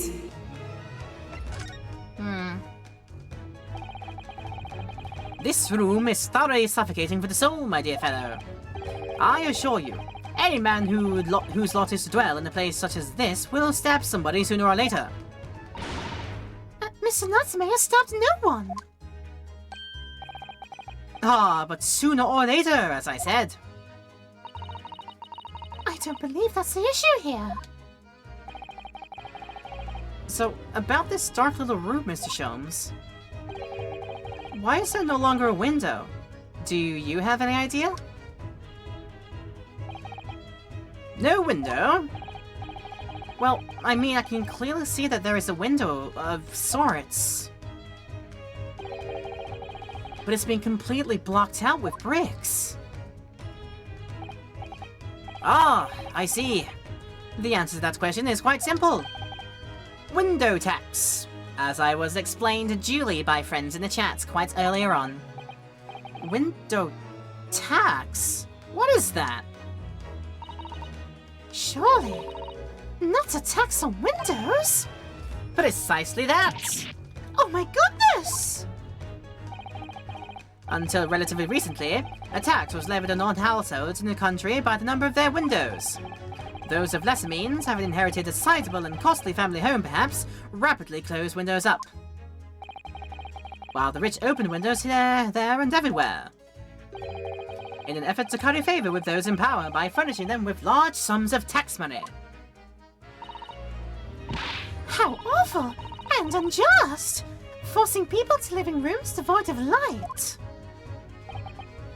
Indeed, disease was rife as a result. So some 40 years ago, or thereabouts, the window tax was abolished. but its legacy remains, as you can see, in squalid lodgings such as these, for example. I suppose Mr. Natsume's stipend for living here in London isn't very generous, perhaps. It would appear so. I've done a little digging, and discovered that these lodgings were offered at an extraordinarily low price. Because the room is so awful, I should think. Apparently, Mr. Natsume only moved in here about 1 week ago. Yes, that's correct. However, I don't believe the low rent is explained by the shabby nature of the accommodation. Oh? Still, that is of little relevance here. A matter not worthy of further attention. Are you sure? 'Cause I'm curious now. I'm very curious about the things, right? About all of the things, yes indeed. Yes. Well, I believe I told you all I can now. Thank you, Mr. Sholmes. Ah, yes, Mr. Naruhodo. Was it not your intention to become a practitioner of law? Ah! Oh, you remembered that, did you? Will you perhaps be offering your services in this very matter, I wonder? To the occupant of this room, Mr. Natsume, was it? Well, I'm not sure. Not sure? On what grounds? Well, I actually defended someone in court here only yesterday. Really? Well, then I congratulate you, sir, on an ambition realized, and so promptly, too. Yeah, the thing is, it's really made me question things. Am I right to believe in my clients? To trust in their innocence? Yes, trust. Mr. Sholmes, Mr. Natsume didn't do it, did he? Ha! Ha ha ha ha! My dear fellow, I haven't the first idea. Oh, but I thought that's why you were here. Didn't you come back to investigate? Ah, yes, that was indeed my initial intention. But there are simply too many fascinating books here. I couldn't possibly ignore them. Like I said, a true treasure trove. Oh, I see. Nevertheless, there are two facts that I can state quite unequivocally. The man who fled the scene of the crime 2 days ago was the Japanese occupant of this room. And there are witnesses who swear to having seen the same man commit the crime. That is all I can say. And one more thing. Oh, what is it, Mr. Sholmes? Tell us. I cannot say with any certainty whether or not it is of relevance to this case, but I am quite sure that the retired army man who owns this property is hiding something. Mr. Garrett is? Mr. Sholmes said as much before, actually, didn't he? Yeah, I think the same thing too. I don't know if the fact that he kept getting hot tea all over his knees and private areas it means to be like, don't mention what you're hiding, you idiots. Like Joan is secretly pulling the strings here. Joan the maid. Being rather uncouth, are we, shall we say. Anyway, at present, that is really all that plays on my mind in relation to this case. Mr. Naruhodo, as yet, our investigations have uncovered nothing that can help establish Mr. Natsume's innocence. No, you're right. Perhaps it's time we probed a little deeper into Mr. Garridib's secret. Just remember, I cannot be sure whether the landlord's secret will prove to be of relevance or not. But I wish you every success, of course, Mr. Naruhodo. Yay, thanks, he's my friend. He believes in me this time. A busy man indeed. He's gone back to his book in the corner of the room. Oh, so as if to say if I want to go back here and talk to him again, he'll just be there. Yep, he's just there. Hello. Though I can't imagine there's like much else to say at this point now. The guard's room. We haven't been to this place in a while. I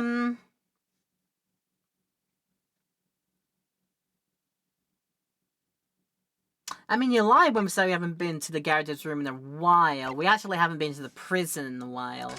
Though if I get something new to say here, I am unsure. 19th of February. The local prison in Cell 9. Oh, it seems that we can't meet with Mr. Natsume at the moment. Oh. He's being briefed about his appearance in court tomorrow, apparently. I see. Yeah, the trial's only a day away. Alright then, let's come back later. Yes. I really hope he's not answering any more questions with inappropriate textbook answers like, yes, I do, or I'm fine, or nicer to meet you, or hello everyone, how are you, fine, thank you, or oh my god. Best hope he's not answering them with that. Okay, I guess it's gotta be Garde's room again.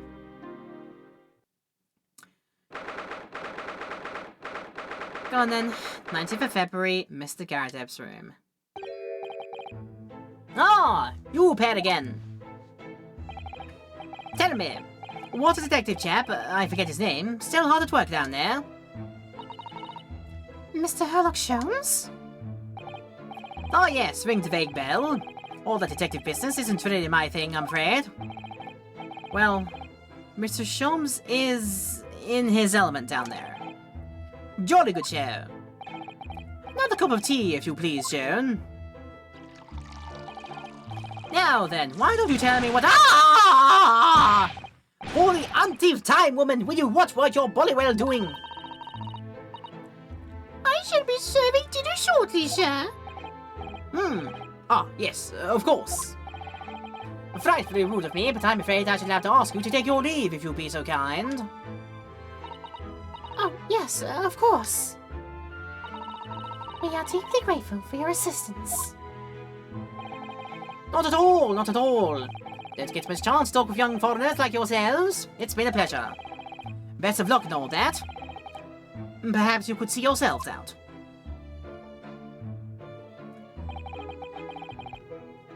According to Mr. Sholmes, Mr. Garadeb is hiding something. And since no other avenues of investigation seem open to us at the moment, perhaps we should do some digging. You mean we can have a look around? But is there anything else that—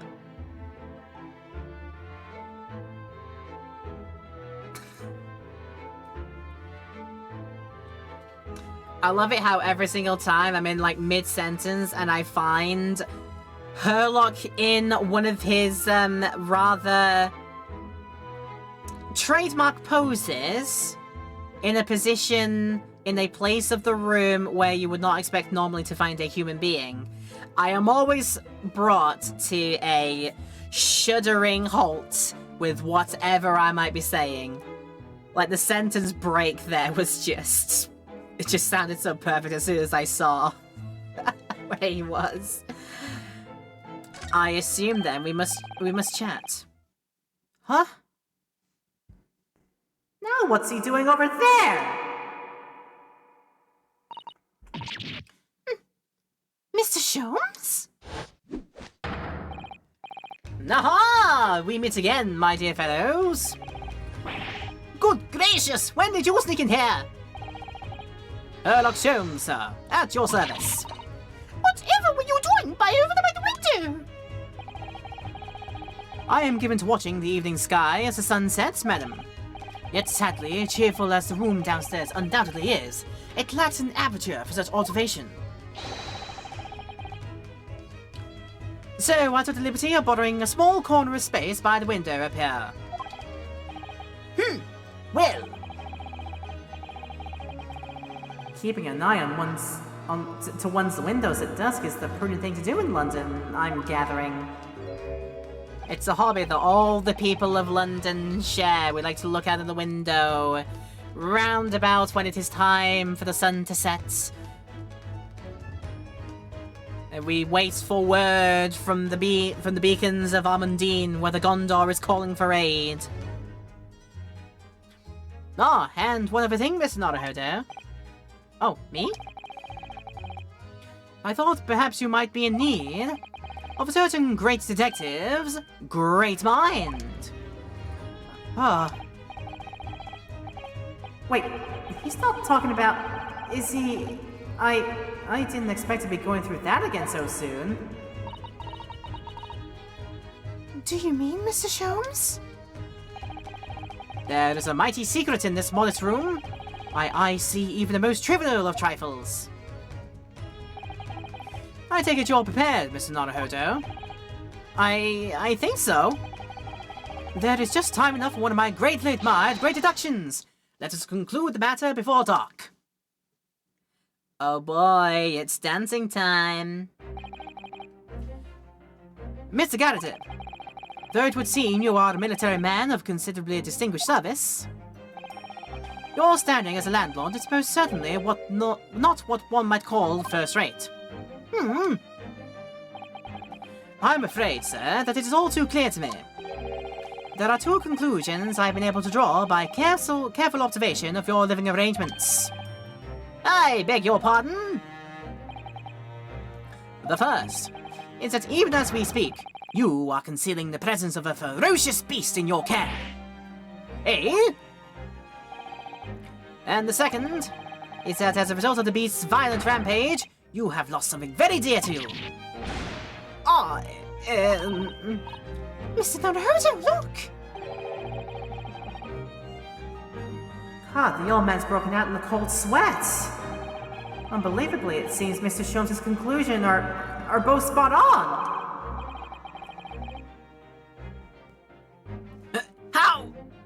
How could you possibly? How could I possibly know, you mean to inquire? The answer couldn't be simpler, sir.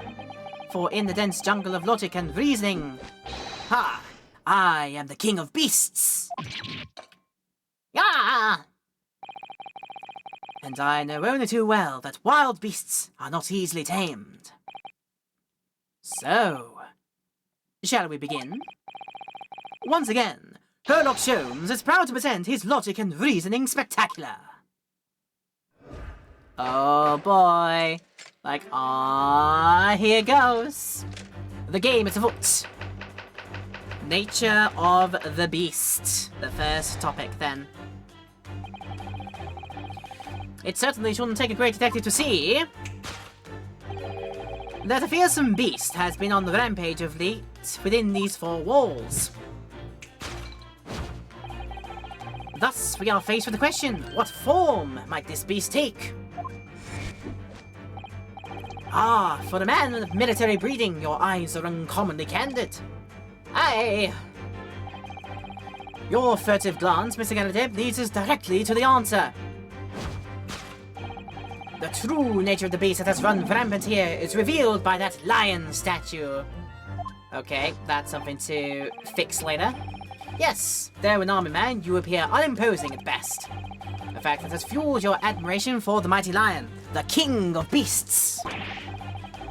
What is this piffle, I ask you? In the end, your admiration became so great, in fact, that you had a living, breathing specimen shipped from India, which you tried to keep in this very house. What? Oh, I noticed a slap on his face as well. Yet, living with such a wild beast proved more difficult than you had imagined. The chilling traces of a wild rampage are still very much in evidence. Well, Yet, as we look around, the beast in question fails to present itself. Where could this angry creature have disappeared to? Madam? me?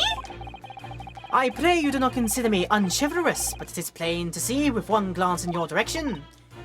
It is? Your dress pocket gives us a handsome clue as to the beast's current whereabouts. For protruding from it is a handbill advertising a circus show. Oh! Yes, you sought to dispose of this terrifying lion, Mr. Galadib, at Batty's Circus, a travelling show currently sojourning in a nearby park. I have observed the tents. You sold the savage lion, sir, to the circus troupe. I most certainly did not. I believe I have made my point. I have spoken. The fearsome beast which ran amok in this room was an Indian lion. And a simple visit to the circus will now reveal the lion prancing jubilantly through a ring of fire. Conclusion. A rampaging Asiatic lion. This man's flights of fancy are so entertaining in all honesty. They are so, like, wow. And now, the aftermath then. Now, Mr. Galadib. It is plainly clear that you still have deep feelings for this formidable beast. Indeed, in that blithe pose, the stress of this loss has caused you is veritably tangible. Your head weighs very heavy on your shoulders. The pain you feel being revealed by that supporting arm. Amid fits of tears, you let your beloved beast go. The strain of losing something so dear to you is so clearly visible in your visage. Nonsense, man! I simply... But what we must now ask ourselves is the true cause of this pain. It's all the hot tea being poured on you just constantly.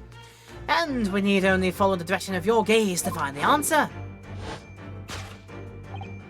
Yes, it is this pile of bills that has given rise to the pain you suffer.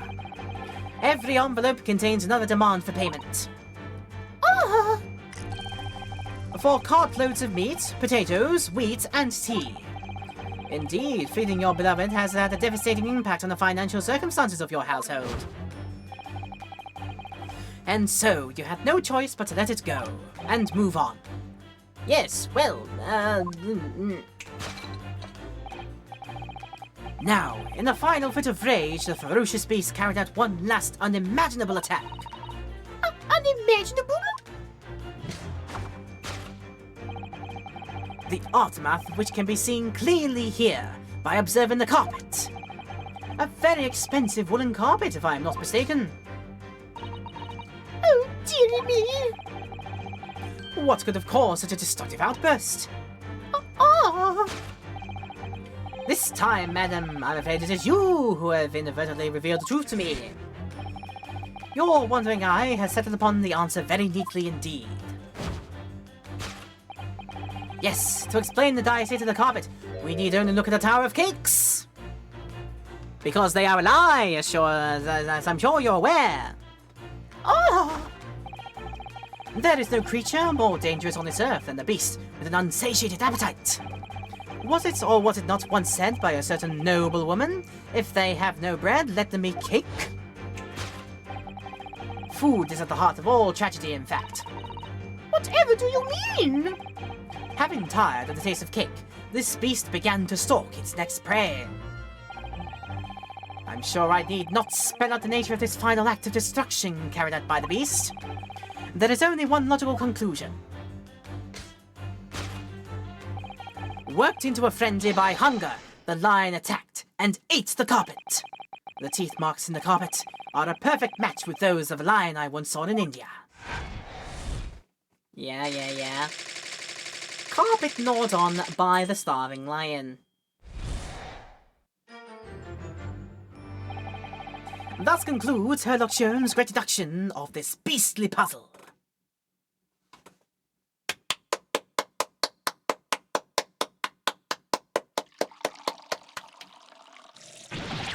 Yeah! What is the matter with you, Joan? You're pouring scalding hot tea all over me!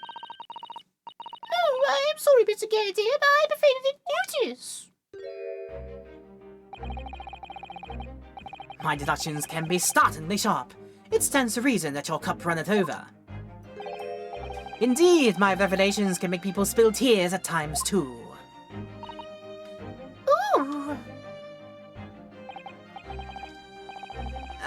Mr. Sholmes, sorry to butt in again, but can I make an observation? Just a tiny one, then I'll be out your hair. Why, certainly, Miss Naruhodo. What is it?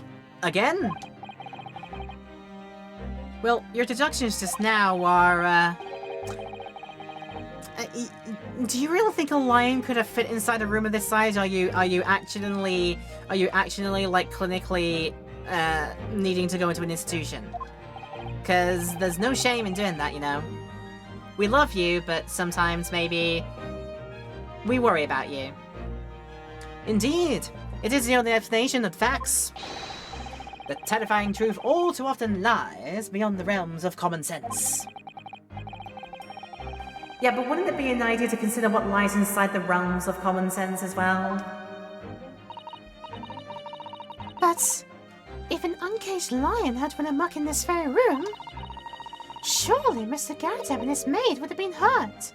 Or worse. Ah, that's where you are stuck. No doubt the former military man held his own against his beast using that large cannon. I thought you said they sold the lion to the circus. And what about the food? Meat and potatoes are one thing. But I don't believe I've ever heard of a lion that drinks tea. But I mean, there's a story about a tiger who comes to tea. Do you ever think about that? Might be some good reading for you later. Ah, my dear Mrs. Sato, it occurs to me with some regularity that irrespective of race and breeding, whenever anyone lands on Great British soil, they are infused with a highly appropriate taste for afternoon tea. Oh, what a glorious notion! Well then, Miss Naruhodo, it's your turn to shine again. I had a feeling that this was coming. A slight massage? That's all Mr. Sholmes' suggestions need. You can do it! Excellent. I've been waiting for my trusty partner introduction to step forward, Mr. Naruhodo. We don't even know yet whether or not this is going to help with Mr. Natsume's case. Still, uncovering the truth is always worthwhile, whatever the motivation. At least, that's what I want to believe. Let us start again. From the beginning of Herlock Sholmes' logic and reasoning spectacular. Hiya! Course correction. Hold it, Mr. Sholmes. So, right, time to read this all again. This time in normal speed, because I've done it once already. It shouldn't take a great detective to see that a fearsome beast has been on the rampage of late within these four walls. Yes, indeed, Fran, it's time to dance again. Yes, indeed. Thus, we're faced with the question, what form might the beast take? For a man with a military breeding, your eyes are uncommonly candid. You, Roger Fudger. Your furtive glance, Mr. Garrett, leads us directly to the answer. The true nature of the beast that has run rampant here is revealed by the lion statue. It's revealed by something else. I really didn't see the lion thing coming. No, but if you observe Mr. Garrett's reaction, it rather seems as though some beast did indeed run amok here in this room. Yeah, something with a very fierce nature. But it could have been a lion transported from India. So what was it then? We must follow Mr. Garrett's gaze. That will lead us to the true answer. What are you actually looking at here? Aha! I see a photograph frame behind.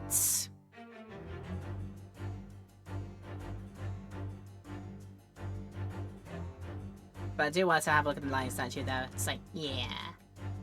It wasn't the mortar shells, no it wasn't. It would be, whatever this photo is all about. Hidden behind here. A child? No, not a child. That's more like a spouse. Oh, no, wait, what? No, it's not the maid, is it? Can't be. Well, I guess I'll find out. What's this photograph? It appears to be from Mr. Garret's wedding. He looks very happy, doesn't he? He does, but you can't make out his bride. No. How unfortunate. Something must have struck the glass directly over the woman's face. Ah, wonder what happened. Probably best not to delve too deeply there.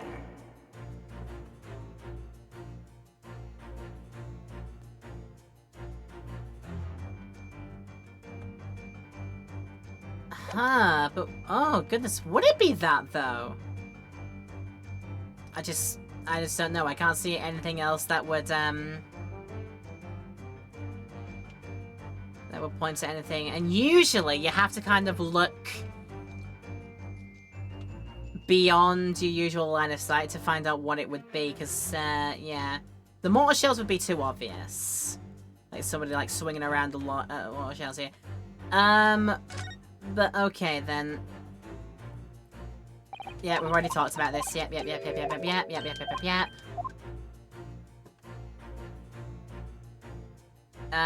Oh goodness, not able to save here. I mean, that's fine though. I don't usually get penalized for messing up these. Let's try the fact that maybe your bride was a bit too rambunctious. Take that! Take that!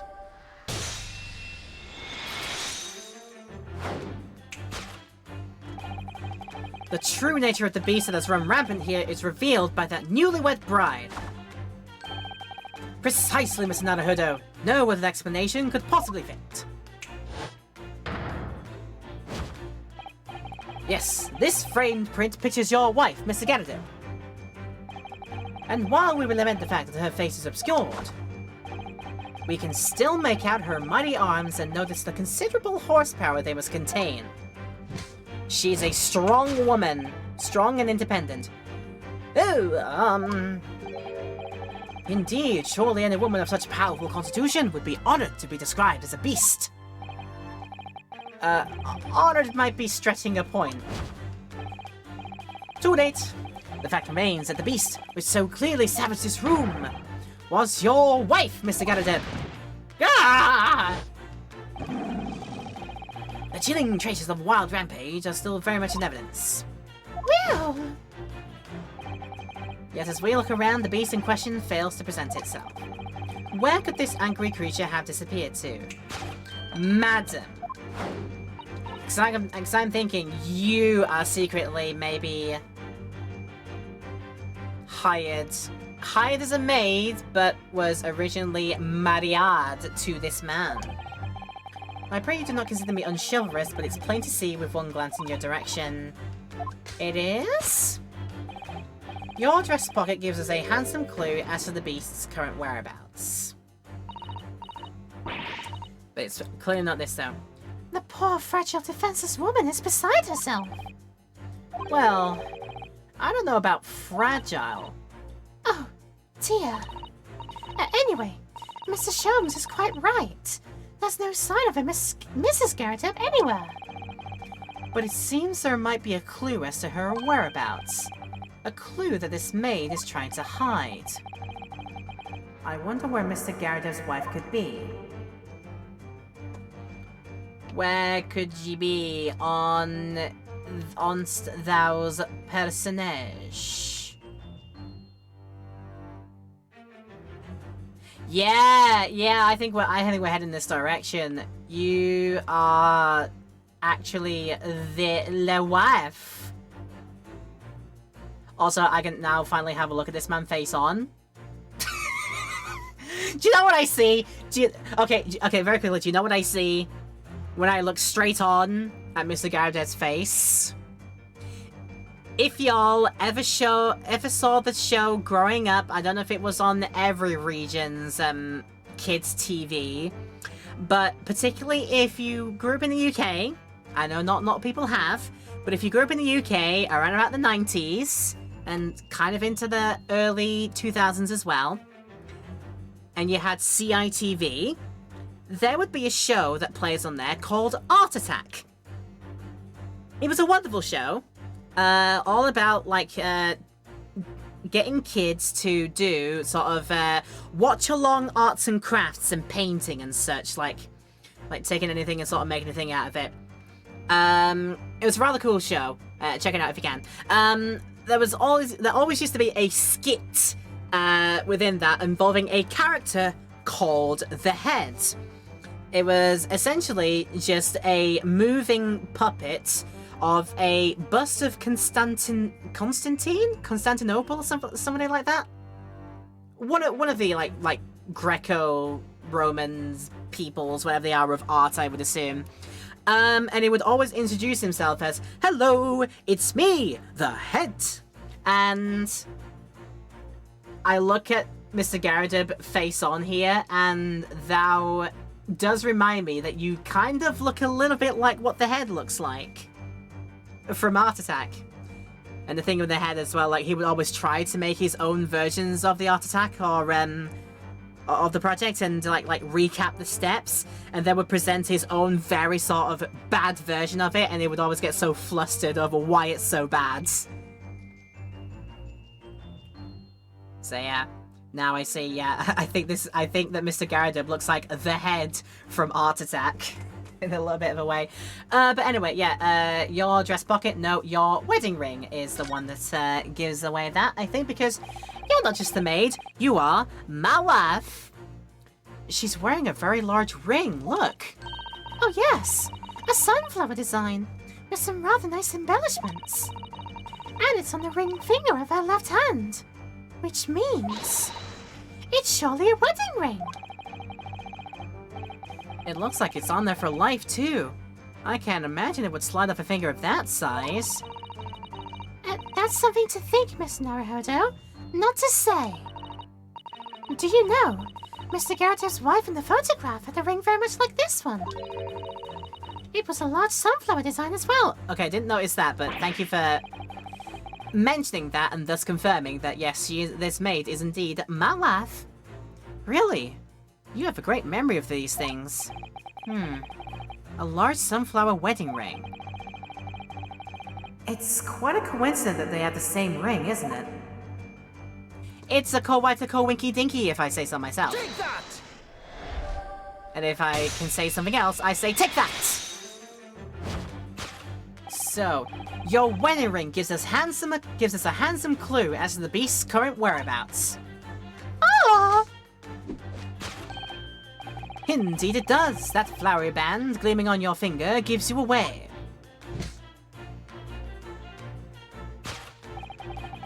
For it is identical to the one shown on the hand of Mr. Garrideb's bride in this photographic print. In other words, you are no ordinary household maid. Oh! No. You are Mr. Garrideb's lucky bride. You are Miss Garrideb herself. Oh my word! As I said, my wife. Well, jolly fine detecting, sir. As you rightly surmise, this is the wife, yes, my Joan. Rather let herself go, you might say, but she was a born corkerback. Ah! Okay, that time you deserved it, my friend. That time you deserved it. It would appear that you don't live in the most comfortable of circumstances. After all, you are a retired army man, yet you are in the business of renting out rooms. I would assume, therefore, you have insufficient means to employ a maid. Would that be correct? It's not right, I tell you. I was second lieutenant to the 3rd Regiment. A man has his pride, don't you know? By golly, it's a sorry thing when a chap can't even afford to have a single maid in his employ. Yes, here in London one is rather judged. A household cannot be considered worthy of society if it employs no staff at all. Though, in my considered opinion, such concerns about appearances are a folly. You mean Mr. Garrideb has his wife? Work has his maid? Precisely. Am I right, Mr. Garrideb?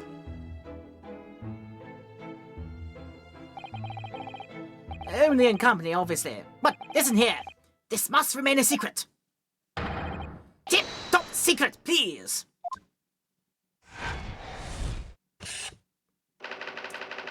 The raging waff of Miss Garrideb is the true nature of the beast. Like, a darn. And yes indeed. We shall, see if I can... Yep, okay, perfect. We will be moving into the second part of the course correction after we take another very short break. I'll be back in a few. Don't go anywhere. For you in the YouTube, don't even worry about it. You'll be right back to the action afterwards. But for people in the live stream right now, come back to me in a few minutes and we'll finish this off. Let's do it! Yay! And we return to finish off the last little bit of the course correction. Thank you for tuning in so far. This has been, hopefully this has been entertaining for you. Do let me know by leaving your likes, your comments, maybe even subscribing and hitting the bell as well if you're watching this in the YouTube. And do not forget that we do these streams a week in advance as well over on the Twitch channel. So go to Laura Petal on Twitch and check out what's over there if you'd like. Maybe even drop a follow over there. That would be super helpful. All right. Brilliant, let's go. Now then, Mr. Garrideb. It is plainly clear that you still have deep feelings for this formidable beast, because she is your wife. Naturally. That blithe pose, the distress of this loss has caused you, is veritably tangible. Your head weighs heavy on your shoulders. That's the pain you feel is being revealed by that supporting arm. But he did say that he took a bullet wound to the knee. Not quite an arrow to the knee, so we can't make the meme, but we can make, like, a good 3/4 of the meme with that, I suppose. Man, Mr. Sholmes is quite something. He's still calling Mr. Garrideb's wife a beast. Yes, as a woman, that feels rather uncomfortable. But Mrs. Garrideb is standing beside her husband as we speak. In other words, he hasn't lost his beloved at all, has he? Oh, how true! So perhaps a supporting arm that seems to be propping up his head has some other significance then. According to Mr. Sholmes, Mr. Garrideb's pain is tangible, though. What could that pose of his really signify? Oh, if we turn around, no, it's the fact that he has, like, he has a slap cheek. Man has been a little bit uncouth, has he? And warranted a slap from the giant arms, the very sizable arms of this very, very well-built woman. But yeah, let's have a look at it, shall we? Oh my! Look at the bright red mark! Gosh, that's quite something. And clearly made by somebody's hand. Yeah, Mr. Garrideb has been slapped in the face, it seems. Hard. I've never seen such a clearly defined mark. Whoever could have done such a thing? My wife! Well, there's a very limited number of candidates, I'd say. Alright, present the slap cheek. Take that! Take that!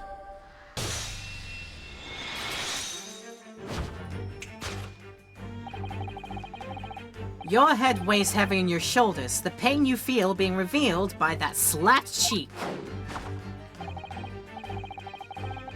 And, of course, the deliverer of that impressive mark on your cheek that refused to fade. What's you, Madame Joan Garrideb? Well, yes. You have been desperate to hide the slap mark on your cheek, sir. Ah!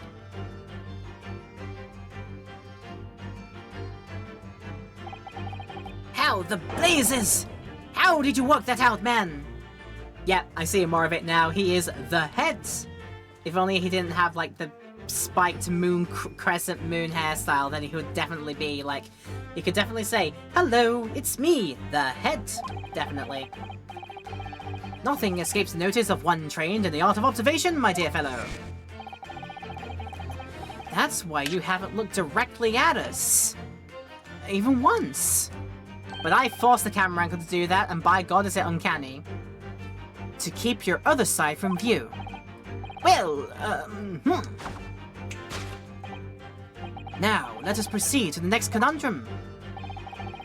Why were you subjected to such a violent slap? In other words, we must ask ourselves what caused Madame Garrideb to fly into a rage. And we need only follow the direction of your gaze to find the answer. It is this pile of bills that has given rise to the pain you suffer. I mean, bills are pretty sufferable, but I don't know if it's bills. Didn't Mr. Sholmes say that the bills were all for lion fodder? Yeah, but now we've established that the lion never existed. Which can only mean that the thing responsible for gobbling up all that food was Mr. Garrideb's wife. Mr. Naruhodo! She's a person, not a thing! Yeah, well... sorry, that was very chauvinist of me. She's also a person who gave her husband a mighty slap round the face. One so hard it left a perfect hand mark, in fact. Yes. Why would a woman want to hit her husband with such force, I wonder? Oh, you haven't talked to women in marriages. I'd love to know the answer to that question. It mayhaps be something else if we can have a look at. You smashed the plates, you naughty boy! Oh, mate. Oh. Wait a moment.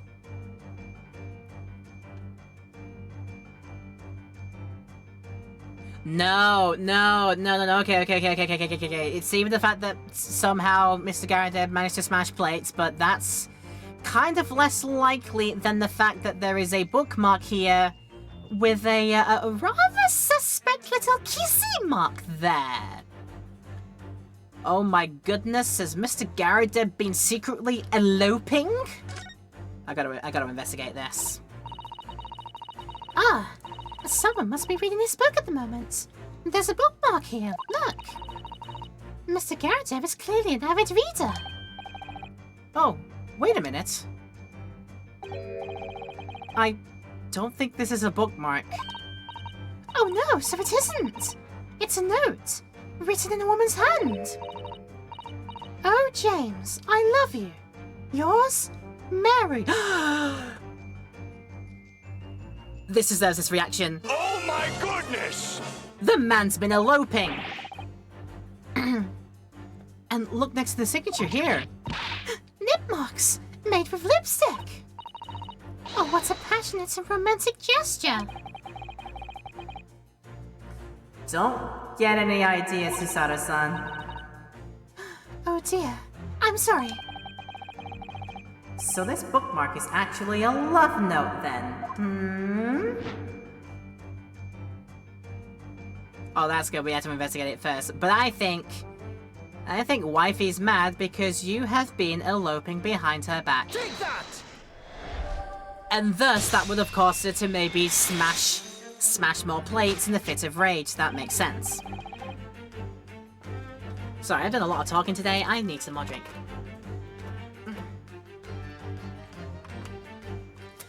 Oh, there we go. That's a bit better. But yes, it is this love note that is giving rise to the pain you suffer. Oh, James, I love you. Yours, Mary. Passionate indeed. Perhaps the sender of this note to certain Miss Mary is the fly in the ointment here. Ah! But I don't know the Bolly woman. You don't know her? That note wasn't written to me. It was just in the book. I don't know how it got there. It was just in there, you say? That's right, that's what I'll be saying! Likely story. Now, listen here, Joan, old thing. I explained it at the time. I bought the book at a second-hand place, and that note must have already been in there. So, the previous owner of the book was using the note as a bookmark, you mean? That's right, that's what I'll be saying! Likely story. For heaven's sake, woman, look at the name! It's written to James! My name, in case you've forgotten, is John! Likely story. Are you questioning my name now? Ow! And there we have it. Arouse the suspicions of the female heart, and you unleash a beast with the most ferocious bite. Or backhand in this case. Now, in the final fit of rage, the ferocious beast carried out one last unimaginable attack. Unimaginable? The aftermath of which can be clearly seen by observing the carpet over there. A very expensive woolen carpet, if I'm not mistaken. Oh, dearie me. What could have caused such a destructive outburst? Oh, This time, madam, I'm afraid it is you who has inadvertently revealed the truth to me. Your wandering eye has settled upon the answer very neatly indeed. To explain the dire state of the carpet, we need only look at the Tower of Cakes. You were so unbelievably hungry. You had the hangies. but surely Mrs. Garrett didn't eat the carpet. No, of course not! But there doesn't seem to be any doubt that the state of disarray that this room is in is as a result of her wild temper. No, that's true. So this is the last part of Mr. Sholmes' deduction that we need to fix. We need only to follow Mrs. Garrett's gaze, and that will tell us the real answer. Alright, let's see what we can see. Yes! We probably need to actually look.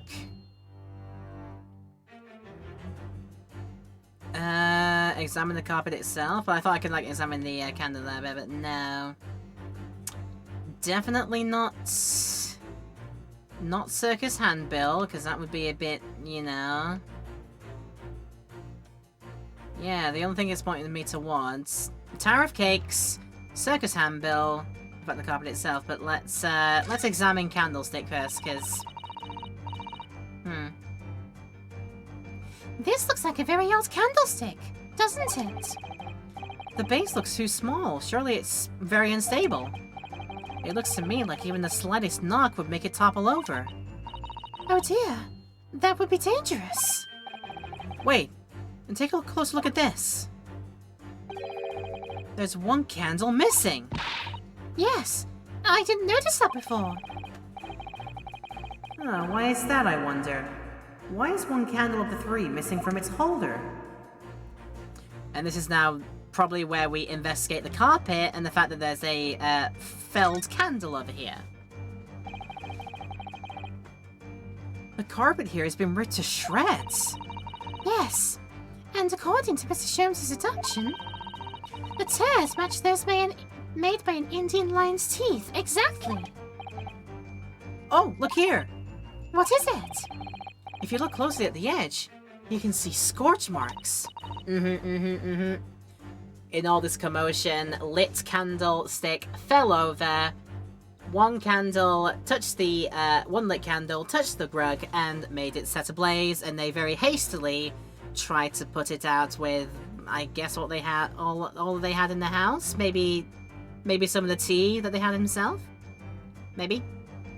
But yeah, it's definitely the fact that this was actually set alight rather than bitten into by a big lion. Yeah. Oh yes, so you can. In that case, perhaps the carpet wasn't eaten in the normal sense at all.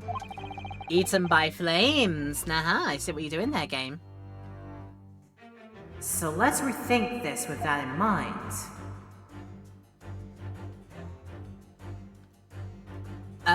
So do I then present the candlestick as the thing here? The fact that one of them is off the thing?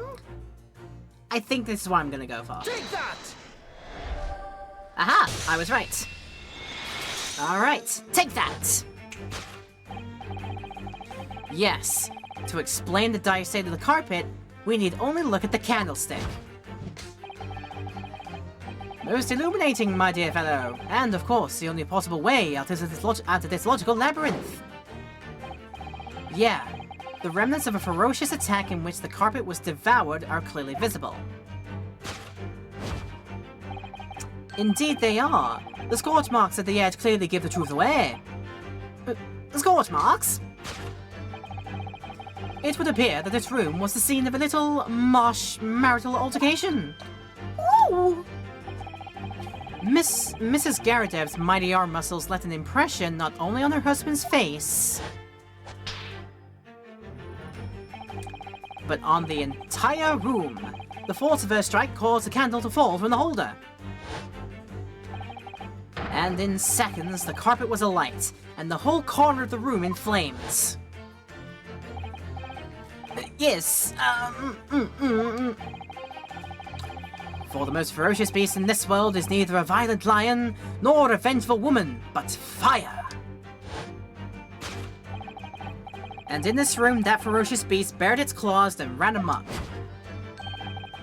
Eloquently put, my dear fellow. So you see, there is but one conclusion here.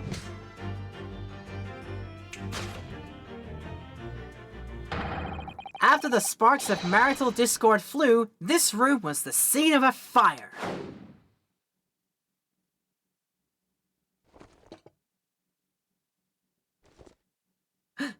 Oh my goodness, up he gets. Mr. Sholmes, I salute you!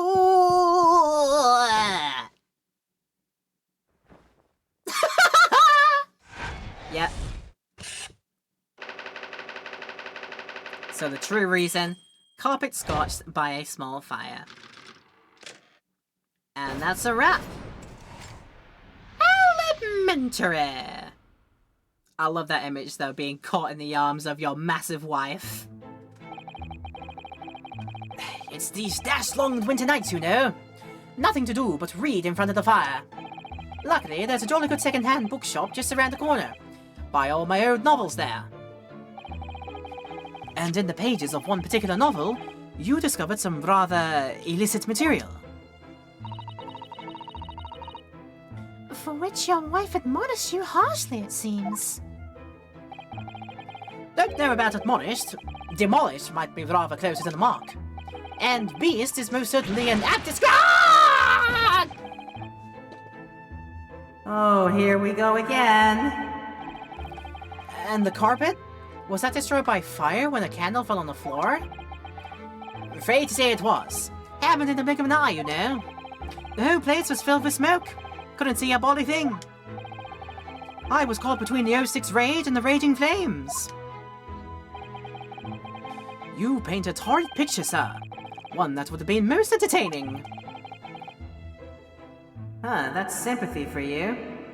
A strange way of displaying it. Didn't take long with the fire to spread, of course. The body furniture started going up as well. We've had to hide the mess behind that screen for the time being. Over here, Mr. Garrett? Well, you have nothing more to hide now, if you'll allow me. Have we got some dirt?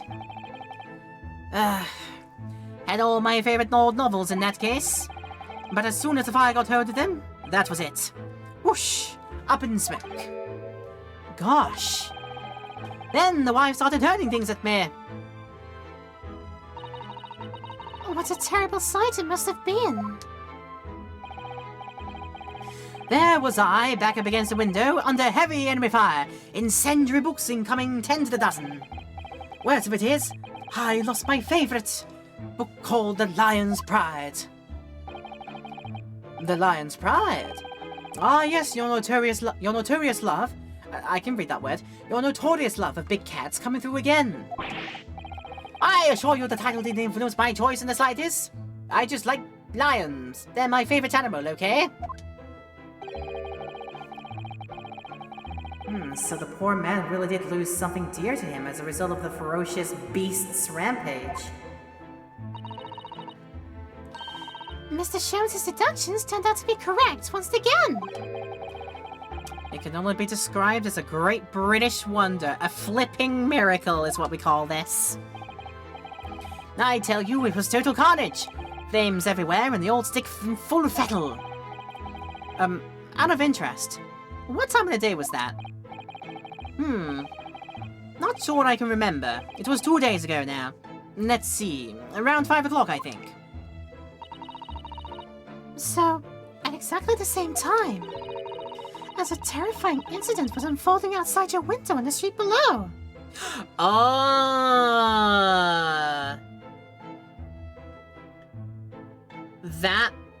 This is gonna be probably how Soseki got implicated as a person running away from a scene.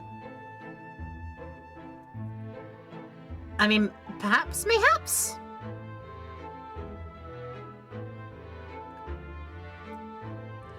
No, the timing would make sense, I would say. Would it? It just depends. Yeah, caught record for a second. Second-hand book receipt. Customer Mr. Natsume, your books, 17th of February, 4:45 p.m. So yeah, he bought the books in before the time of 5 p.m. And yeah. Okay. So he brings the books back after 4:45 p.m., puts them into his room. Hears all sorts of commotion upstairs at around about 5 o'clock, then feels or notices that maybe there is a fire starting up there, runs out of the house, runs out of the lodging, past where this victim ends up getting stabbed in the back with a knife, and somehow they are then implicated as somebody running away from that incident. I probably see where this is going. I could be wrong, but I think this is a very strong contender. Also, let's see what books he bought here. The sum of 2 shillings tendered in receipt of The Picture of Monsieur Lecoq, A Meal for Gabreau, and Canterbury Yearnings. Are they all real books?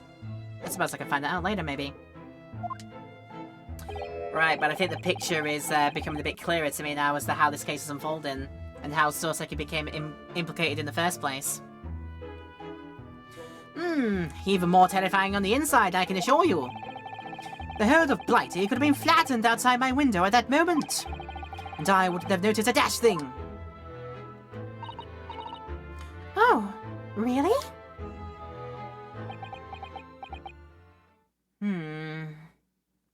Oh my god, that is a very sharp Adam's apple, I gotta say.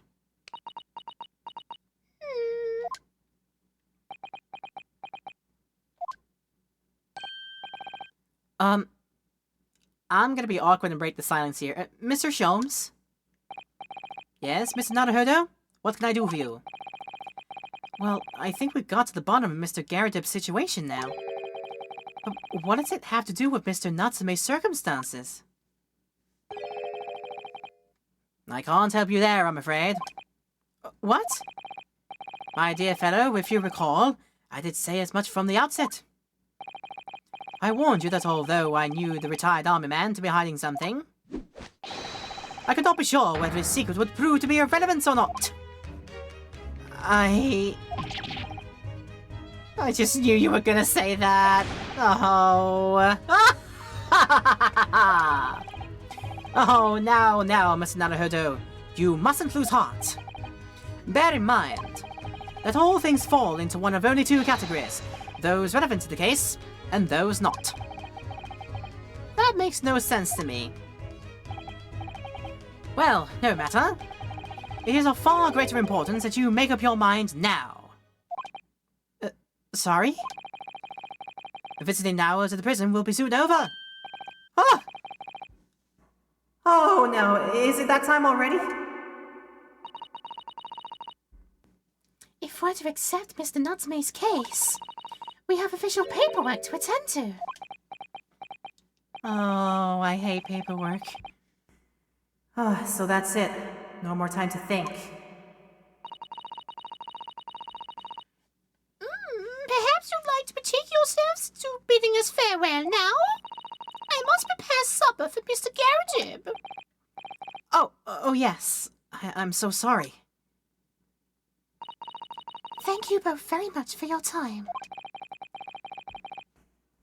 And Soseki-san will be waiting for us. And I'm gonna have to give him an answer. That's so indeed. But yeah, time to I guess we can, like, look at some new things about the scorch marks then. We can actually examine that. Just get a quick look here. Man, what a miserable sight. Oh dear. But at least the whole room wasn't engulfed in flames. I suppose so. But my whole collection went up in smoke, you know. All those novels I adored so much. Well, John, whose fault is that? Not mine, that's for sure. Well, whoever may or may not be to blame, I'm quite sure you can buy some new old books to replace them, can't you? New old books, body nonsense. It does sound like a contradiction of terms, but then these two are full of contradictions. Like how the sun and the moon are polar opposites. Poetic in a way. That's couples for you, Mr. Naruhodo. Or so I've been led to believe. Righty, right. Yeah, well, I got that out of the way, that's cool. So, it will tell us now, we haven't visited this place in a while. Okay, I like this as a subtle clue as to say, yo, go here, you idiot, this is your next point. So, yes. Oh, do you reckon? Oh, do you know what? Yeah, I'm gonna extend this just a little bit longer so we can, let me get to a point here. Did I... Oh, I might have picked the wrong place. It's time, Mr. Naruhodo. We must hurry back to the prison. Yeah, I know. Let's hail a car... Oh.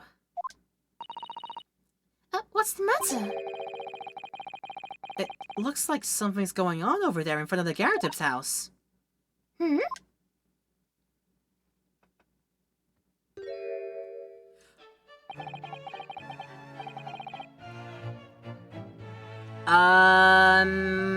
If you could see my face? Excuse this.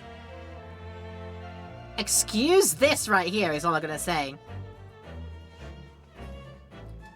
I know thee not, old man. Fall to thy prayers. Here you going, old man, you rum-looking in your chimney. There are more things in heaven and earth, Horatio, than are dreamt of in your philosophy. Who's this Horatio fellow, eh? What you on about? Excuse me? Hey? What? Who are you now? I'm sorry. It just looked as though there might be some problem here. And my associate here, Mr. Yonosuke Naruhodo, is a lawyer, you see. Hey? A lawyer? What? If I can be of any assistance, I'd be happy to help. I'm from Japan, but I have studied English law. Fine, I'll be on my way for day. You mark my words. This ain't over yet. Gets this to another hell. Do I look like a blooming nun to you?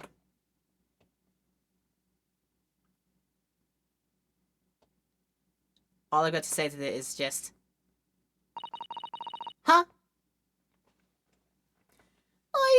I was about to... Oh my god. I thought this weird gentleman was saying it, or gentleman, madam. I'm going to need a confirmation of your name before I assume. I almost read it in this weird voice I've given them for Susato. Oh no. I do hope you're not injured.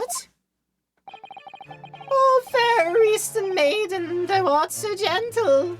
Thank you. Oh my god, it's a Beetle voice from from Legend of Zelda. Oh, thank you. What was that all about?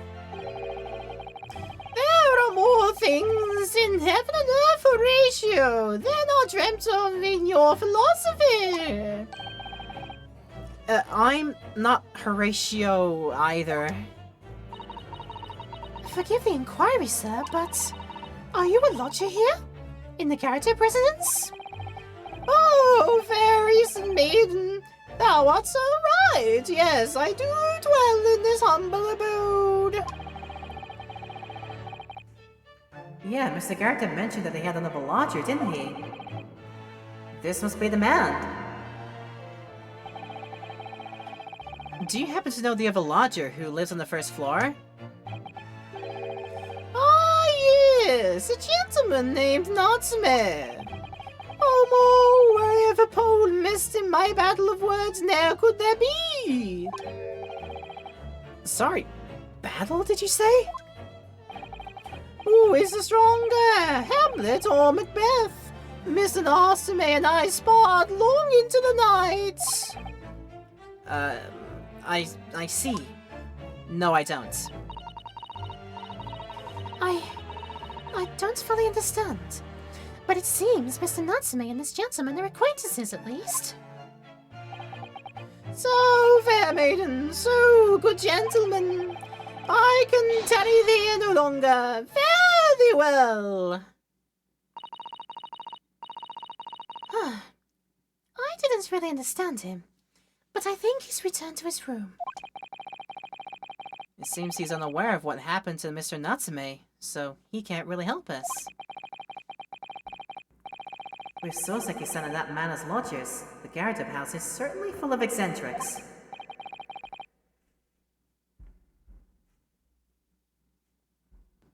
Clean voice, thank you.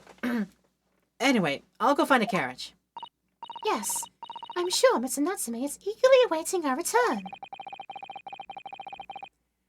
Oh, let's hope we can get to the prison before visiting hours are over. Okay, we had a bit of a tangent there. And a freaking strange one at that. That I certainly did not expect, but lo and behold, let's carry on, shall we? Okay, 19th of February, 6:31 PM, local prison, cell 9.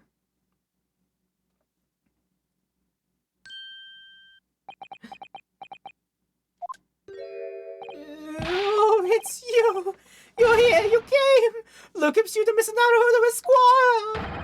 I can't believe you came back! I'm so touched! We are so sorry to have kept you waiting, Mr. Natsume. Oh no, think nothing of it. Relax. If I were a cat, I would purr with pleasure at the company of such fine patriots. Noble, nurturing, never-fading Nipponese! Okay, now, let's not get carried away. Oh, I quite agree. There is nothing more reassuring than the familiarity of one's native land. On the other hand... I didn't realize that was you. It is through friendship transcending international borders that one truly appreciates the fact. Such is my belief, at least. Oh, it's you! The miserable, rotten spy! Sherlock Sholmes! Mr. Sholmes, what are you doing here? I have no intention of doing anything, per se. Save observing, of course.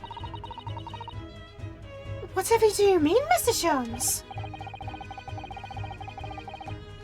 Well, having encountered some curious reading material in that gloomful room, and having unmasked the secret identity of that eccentric pair, I decided to drop in on my way home, to see how our divested friend is faring. Gloomful room? At least your accommodation here offers a window, my dear fellow. In that sense, it is a superior option. Anyway, I must commend you on your taste in books. My day has been a delight and cost me not a penny.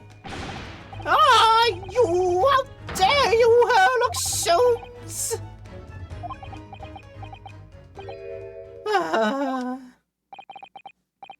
I've had it. I'm through. I'm at the end of my rope. I should never have come to Great Britain. It was a terrible mistake. Haunted by spirits in those accursed lodgings. No doubt my luck will be cursed in tomorrow's trial as well. My whole life is bedamned!